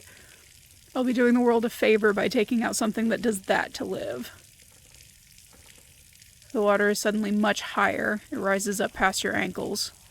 I'm gonna kill that thing. I'm gonna get Bo some proper medical help. I'll take him over the next county if I have to. But it's like everyone else in the room is in a different world, arguing while the water rises around them, as if they don't even see it. What are you all doing standing around arguing? The basement is flooding. Flooding, ma'am? Do you not see the fucking water? What are you talking about? There's no water. But it is flooding. It's up to your chest now. There's no denying it. Of course you don't see it. You're always wearing those damn sunglasses. Her words are swallowed up as it finally overtakes you.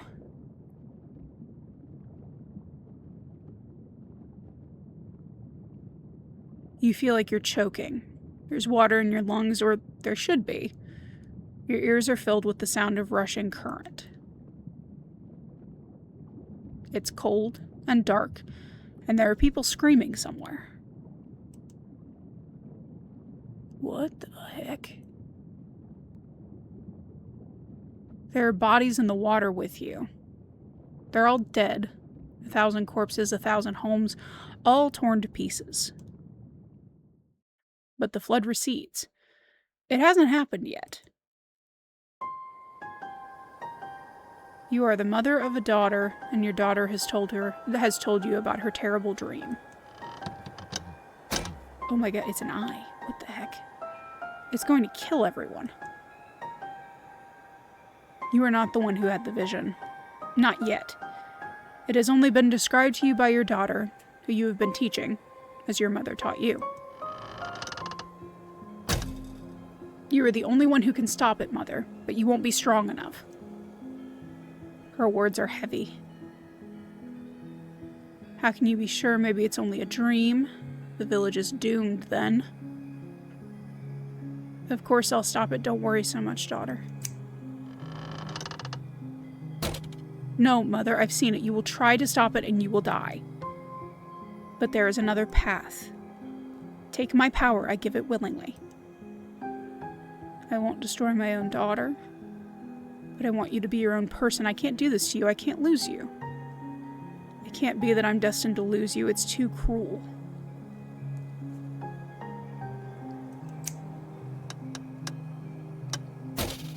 But you will lose me in any path but this.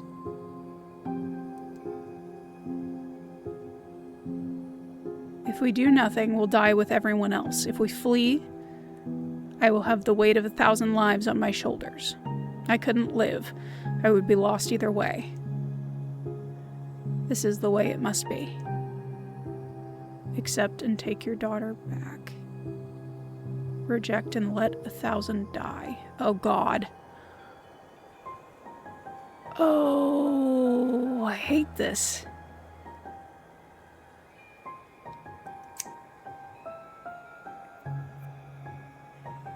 As you accept your daughter's decision, she is not the child she once was.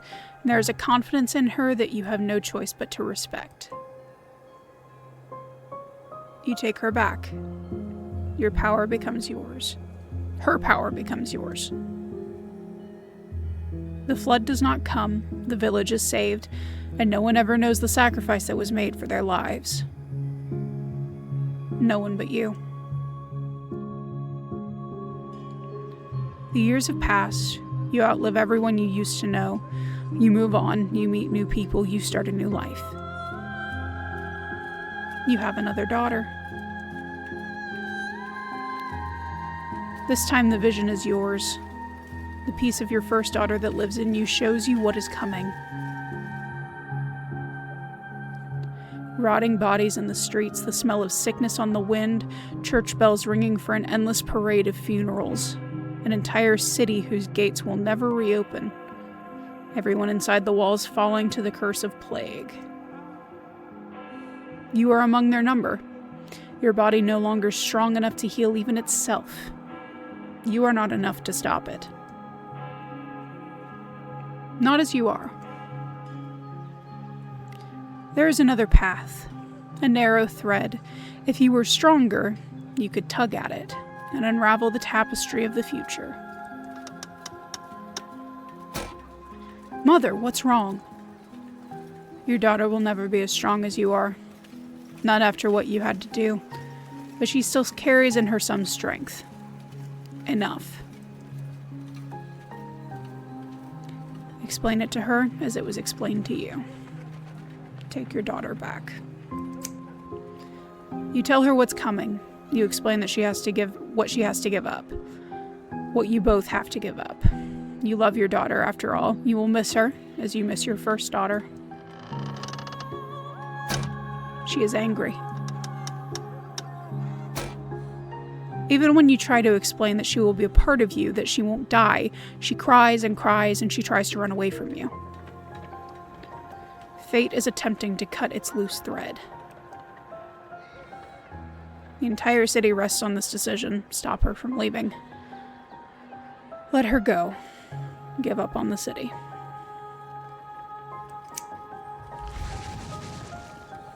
You do not let your daughter run from you. No plague comes. The city never knows that it would have been in ruin. But there is an unhappiness in you. She didn't understand. What you took of her as angry, confused, restless. You will have to carry that with you. It is a part of the burden of what you are. Though no one knows the depths of what you have done over the years, You have not escaped notice. You find yourself in a capital, in a place whose name has changed too many times to count. A war is brewing. The eyes of those who hold fate in their hands are on you, their lips asking which threads to pull and which to cut. And the tapestry is once again revealed to you. The war rages and it never stops raging. Bleeding that spans generations, children born to die, decades of pain that leave a raw wound on the world. Or it ends before it begins. The few die for the sake of the many. You can guide powerful hands to crush those that need crushing, if only you have more power of your own. You call your daughter to you. You raise them differently these days. The disquiet left by the reluctant daughter taught you a permanent lesson. They don't need convincing anymore. They are ready to return to you whenever you need them. Take her back and stop the war before it starts. Let her be free and plunge the land into generations of war. This daughter joins her sisters easily, as she has been trained to do. You are the only one who will remember her sacrifice and her name. A small rebellion is crushed before it becomes a revolution. The people in power are happy. Wait a second.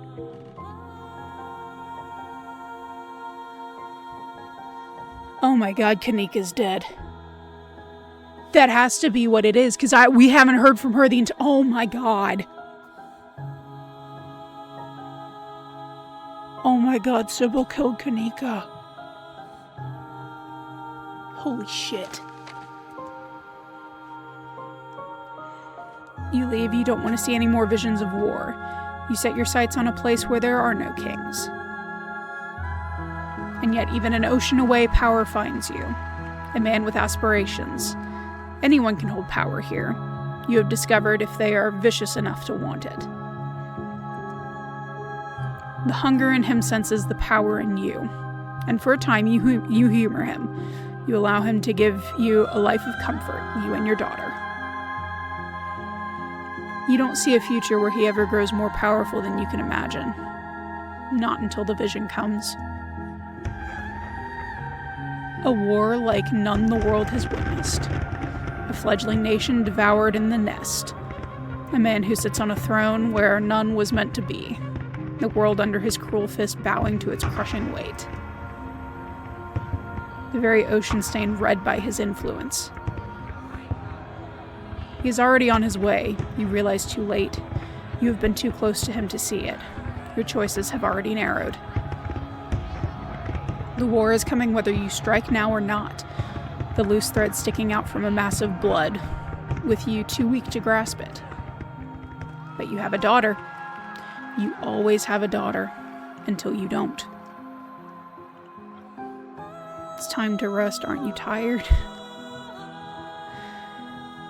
Take her back and erase the man before his name can mean anything. Oh, God.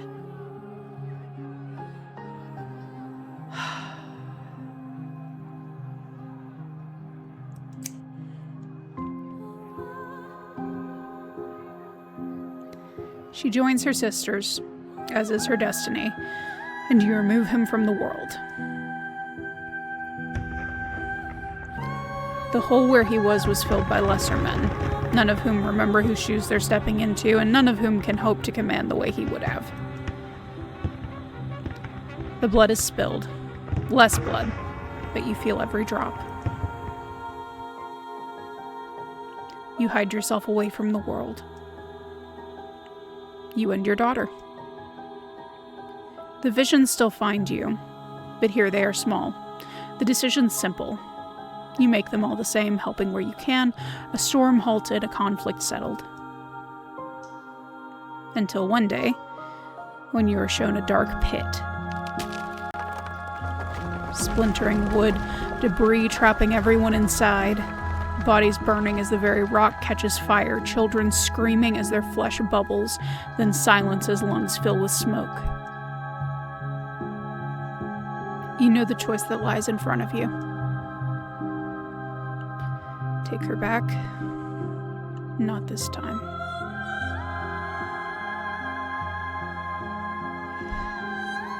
See, I think that's the mind collapse. And we know it happens, so I don't think it matters what I choose.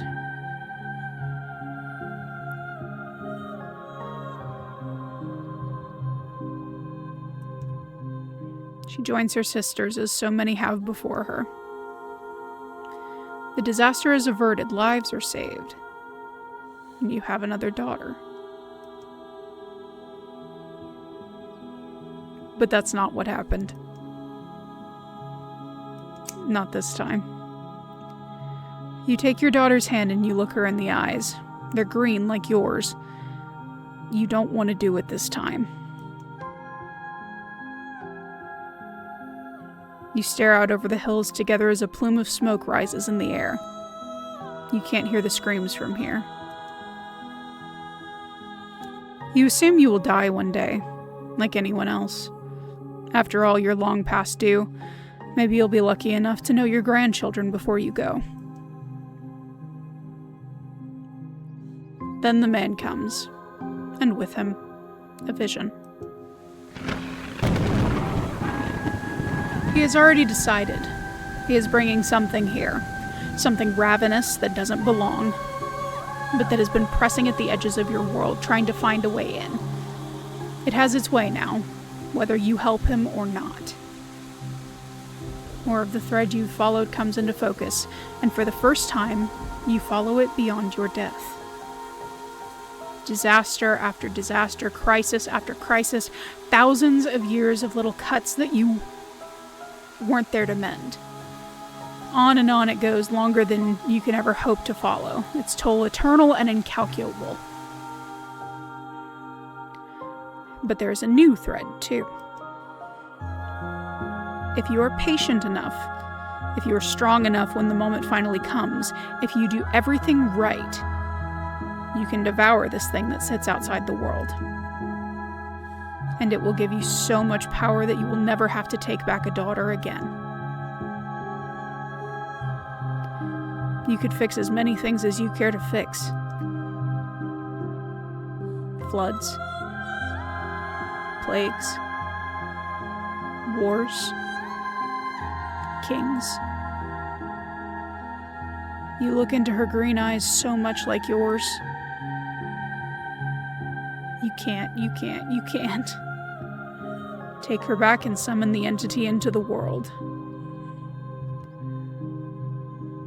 Considering that we're already here,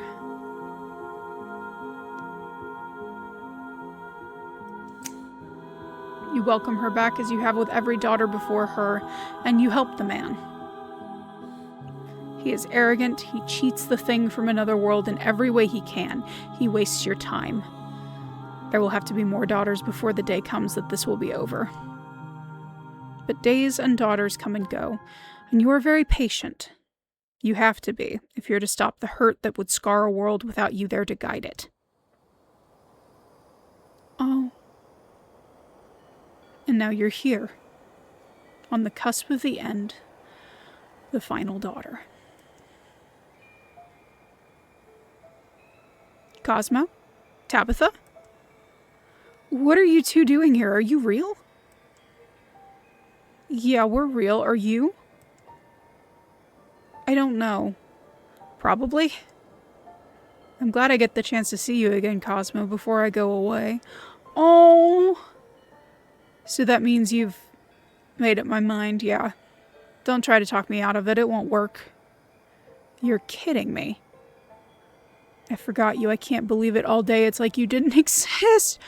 What decision? How do we know any of this really happened? What is she trying to prevent? Do you even know? Kanika's trying to sacrifice herself because her mom said so. Hey, you're leaving a lot out. It's not just because she said so. I mean, you saw the whole vision thing, right? Generations of people are going to suffer if I don't help her. That includes both of you, by the way. And you know this is all true because she said so. But she's not lying. I know she's not. Sure, the same way she wasn't lying your whole life about her being some kind of immortal witch. Whatever, like your family didn't keep secrets, at least mine are cool. Yeah, at least she doesn't have a torture room in her house, Tabitha.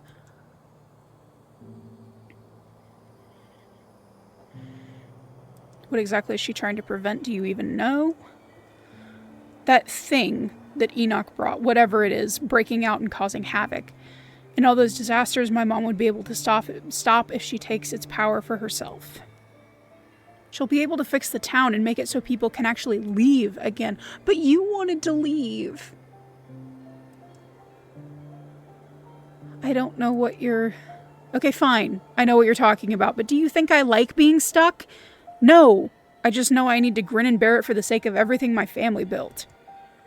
That includes the town. For Sybil's plan to work, it would mean destroying Scarlet Hollow. So, the town sucks. It's lived long past its expiration date, you know that. That doesn't mean it has to die, and it doesn't mean you have to die. I'm not dying, but I'm fine with it, okay? My life is about to actually mean something. Oh, no! I understand it has to be done. You don't have to do this, Kanika. No! Do you really feel like your life has been meaningless?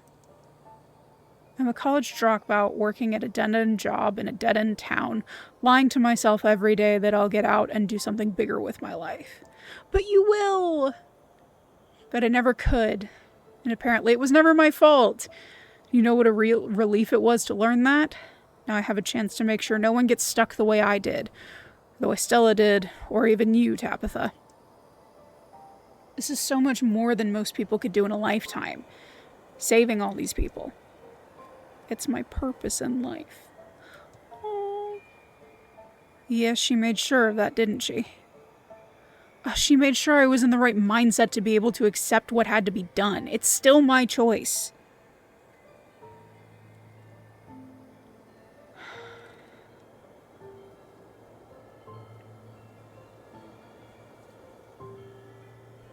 I don't know what to do.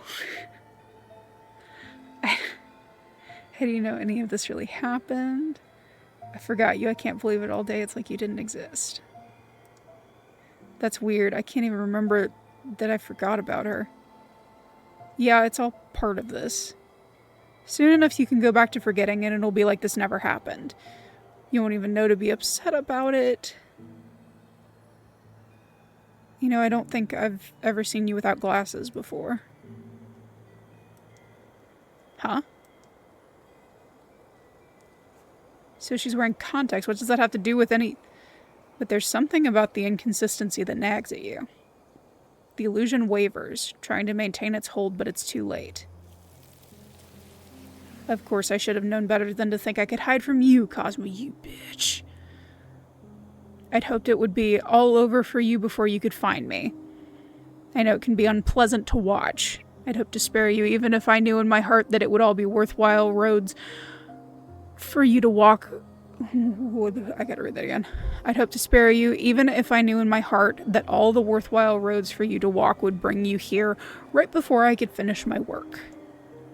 I wasn't trying to trick you for what it's worth. Though I'm sure it doesn't sound very truthful, please try to trust that this is all in your best interests. Your cousin knows that, of course. Don't you, Tabitha? Tabitha says nothing, averting her eyes from the witch's gaze the best she can. You guilty little bitch. I'm doing this to save you, and the town as a whole. Hasn't everybody been stuck here long enough?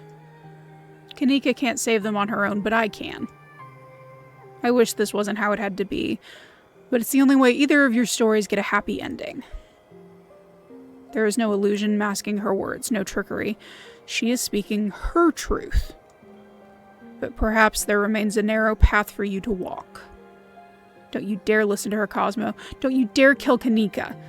I don't give a shit that she decided to sacrifice herself to some centuries-old witch. That's just Sybil's hag powers talking. If you side with her, I'll never forgive you. You had me arrested. That's enough, Tabitha. Clearly scarlet blood runs thick with you.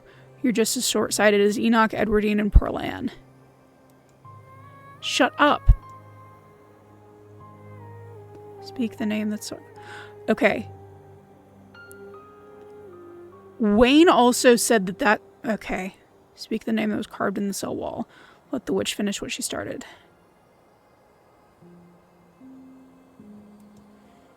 Of course, the scratching on the walls. That's what it was meant for.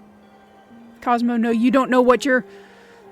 You don't have to know how to speak it. The thought of it brings the sound to your lips, the name forcing its way out, yearning to be free from your mind, and using the dagger as it is.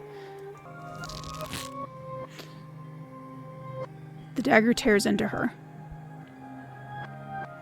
Everything that is not her pours out of the delicate tapestry of her existence. The parts she arranged so neatly scattering, their voices filling the dream around you. Confusion as her careful order is upended. A single dangling thread comes into focus. What's going on? Is she winning or losing? Before another word can slip through her lips, Tabitha's mouth seems to vanish. She silently claws at the smooth skin where it used to be. What the hell? I'm still just as strong as I was. Don't be fooled by appearances. Cosmo, listen to me. I'm one of very few people who want to see you walk free. Truly free. Tabitha knows this. Do you think she's advocating for my daughter because she likes her? Of course not. At the end of the day, she's a self-interested girl, and her interest is maintaining her power over you. Because she knows if I have power, it will end the hold that your family has over you and me and the whole town. But even if you don't believe a word I've said about your own safety, I'll give you something else too. A piece of my power to keep for yourself.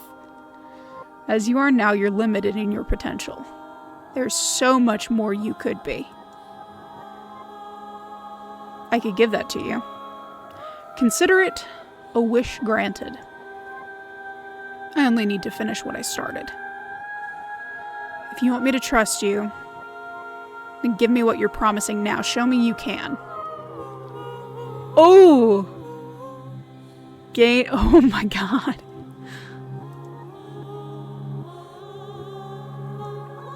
I can't. It requires a strength I don't currently possess. Oh, if you want what I've offered you, you have to trust me. I'm doing this for everyone, remember that. Oh, God.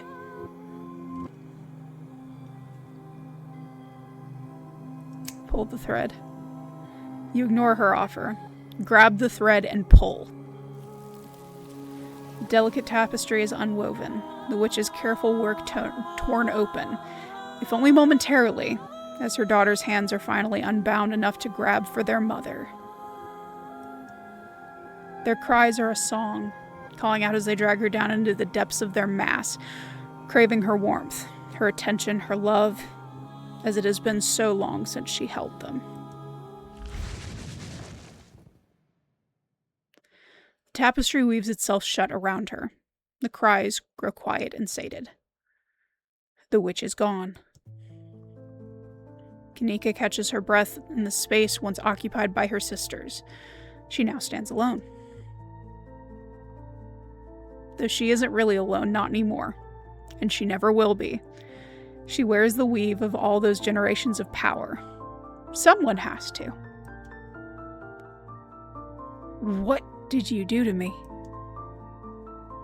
Tabitha's lips finally unseal. God damn it. Her mouth reappears, fixed in a confused scowl.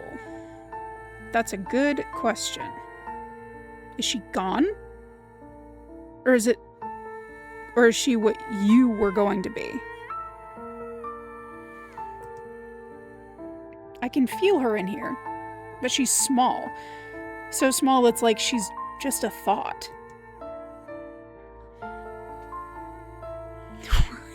Welcome to the Dead Moms Club.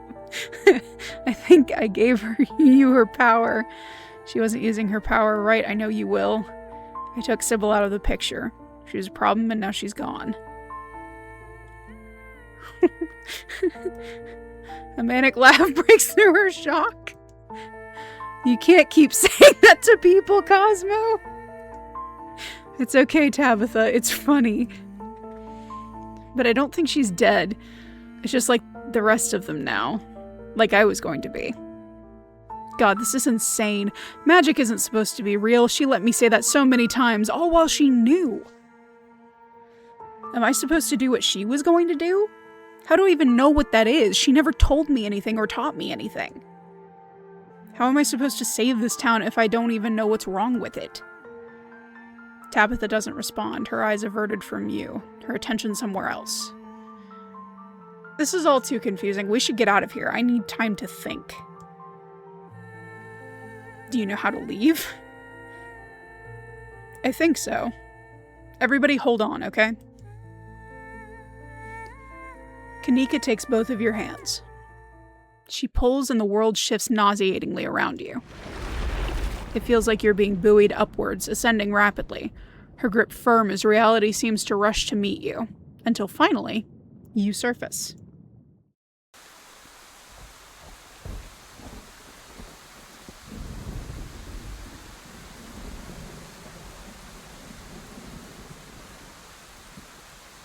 You're outside. It's raining, you have no idea where you are. Is this Tetanus Lake? Because there's trash. Tulip? Janie? This is the end of episode 5! Only one major content update remains until the story reaches its conclusion in the final chapters. Stay tuned for updates about this final release by joining our Discord, following us on social media, or signing up for our newsletter. If you'd like to carry your progress over into the final chapters, please save your game now. Yes, I would. Okay, and that is... So 1, 2, 3, 4, 5, 6. That's where that goes. Turn. Play Slay the Princess. Yes, play Slay the Princess. So that was the end of chapter 5. I don't know how I feel. They were serious when they said we can't save everybody. I thought they were joking. Because up until now, it was not that serious. And now it's bad. Guys, it's really bad. I feel so bad for Bo, and I feel so bad for Duke. Oh my goodness. Okay, so at least I got Kanika back. That is a good thing, and to be honest, I kind of feel bad because I didn't realize that she was gone. Just because I didn't get very far before I was arrested. But yeah, glad that Kanika's back and now has magic powers. And I really need Reese to return so he can eat my cousin's head. Because I don't trust her as far as I can throw her. Because she got me arrested. She and Stella got me arrested, and then she just shows up and decides that we're buddies and we're gonna witness the birth of the pumpkin baby together. It's a sentence I never thought I'd have to say. Yeah, I have no predictions of what's gonna happen next. I don't know when the next chapters are going to come out. It cannot be soon enough. I'm so excited, and I want to see what happens, and I want to make sure Reese is okay. Because the last we saw, he was slinking off into the woods, heavily injured, because Tabitha shot him. And I want to make sure he's okay, because I like Reese. And I would also like to feed Stella to Reese. There are a couple of people I would like to feed to Reese. So yeah, that's chapter 5 of Scarlet Hollow. If you like this, I'm gonna do more playthroughs of this. That's already been decided. I have already started working on I wanted to do a silent playthrough, because there are a lot of dialogue options that have the option to just stay silent. And so I decided having a silent main character that does not engage with the story at all, unless forced to, sounded like a fun idea. And thus far, it has been a very different playthrough from this. I'm calling this like the canon playthrough. I am making the choices that I believe in for the most part, and I am doing the most exploring and trying to find as much information as I possibly can about the world and the characters in it. And so this is my like one true playthrough. And so this is the canon playthrough. And then I'm doing the silent MC playthrough where I don't talk to anybody. And I have not made many friends. And actually, pointedly, some of them have said, I don't think you like me. And then I'm going to do a third playthrough because there is a hardcore mode, and I want to play hardcore mode. And I'm deciding if that's going to be similar to this playthrough, where I just try my hardest and try to save everyone, or if I want to go scorched earth and just be a psychopath. If I want hardcore mode to be the I'm just as bad as Tabitha mode. So we'll see. That's to be determined. We'll see how that shakes out. But yes, if you like this kind of content, absolutely like, comment, subscribe, ring the bell. I'm posting more gaming content because it's really fun. I'm going to continue playing this game, and I've got a couple other games on the roster that I'm really excited to get into that are more... I like story and puzzle games, so that's a lot of what I have coming down the pipeline. We are still doing the podcast. That is once a month, every month, on a Wednesday, and so keep an eye out for that coming out at some point. It's monthly. The guys are still playing Danganronpa periodically, so if you like Danganronpa, check out one of their streams. I also do a horror react series on this channel where I watch scary videos on the internet and try not to cry. Because I like horror games, I like horror books, and I'm being introduced to horror content on YouTube. So definitely check out that series if you like the scary side of stuff. And I do random stuff here. I do cosplay, we do gaming, it's vibes. We have fun here. So yeah, if you like it here, stay a while. Come hang out. This is not a great outro. I will see you guys in the next episode of Scarlet Hollow. Bye!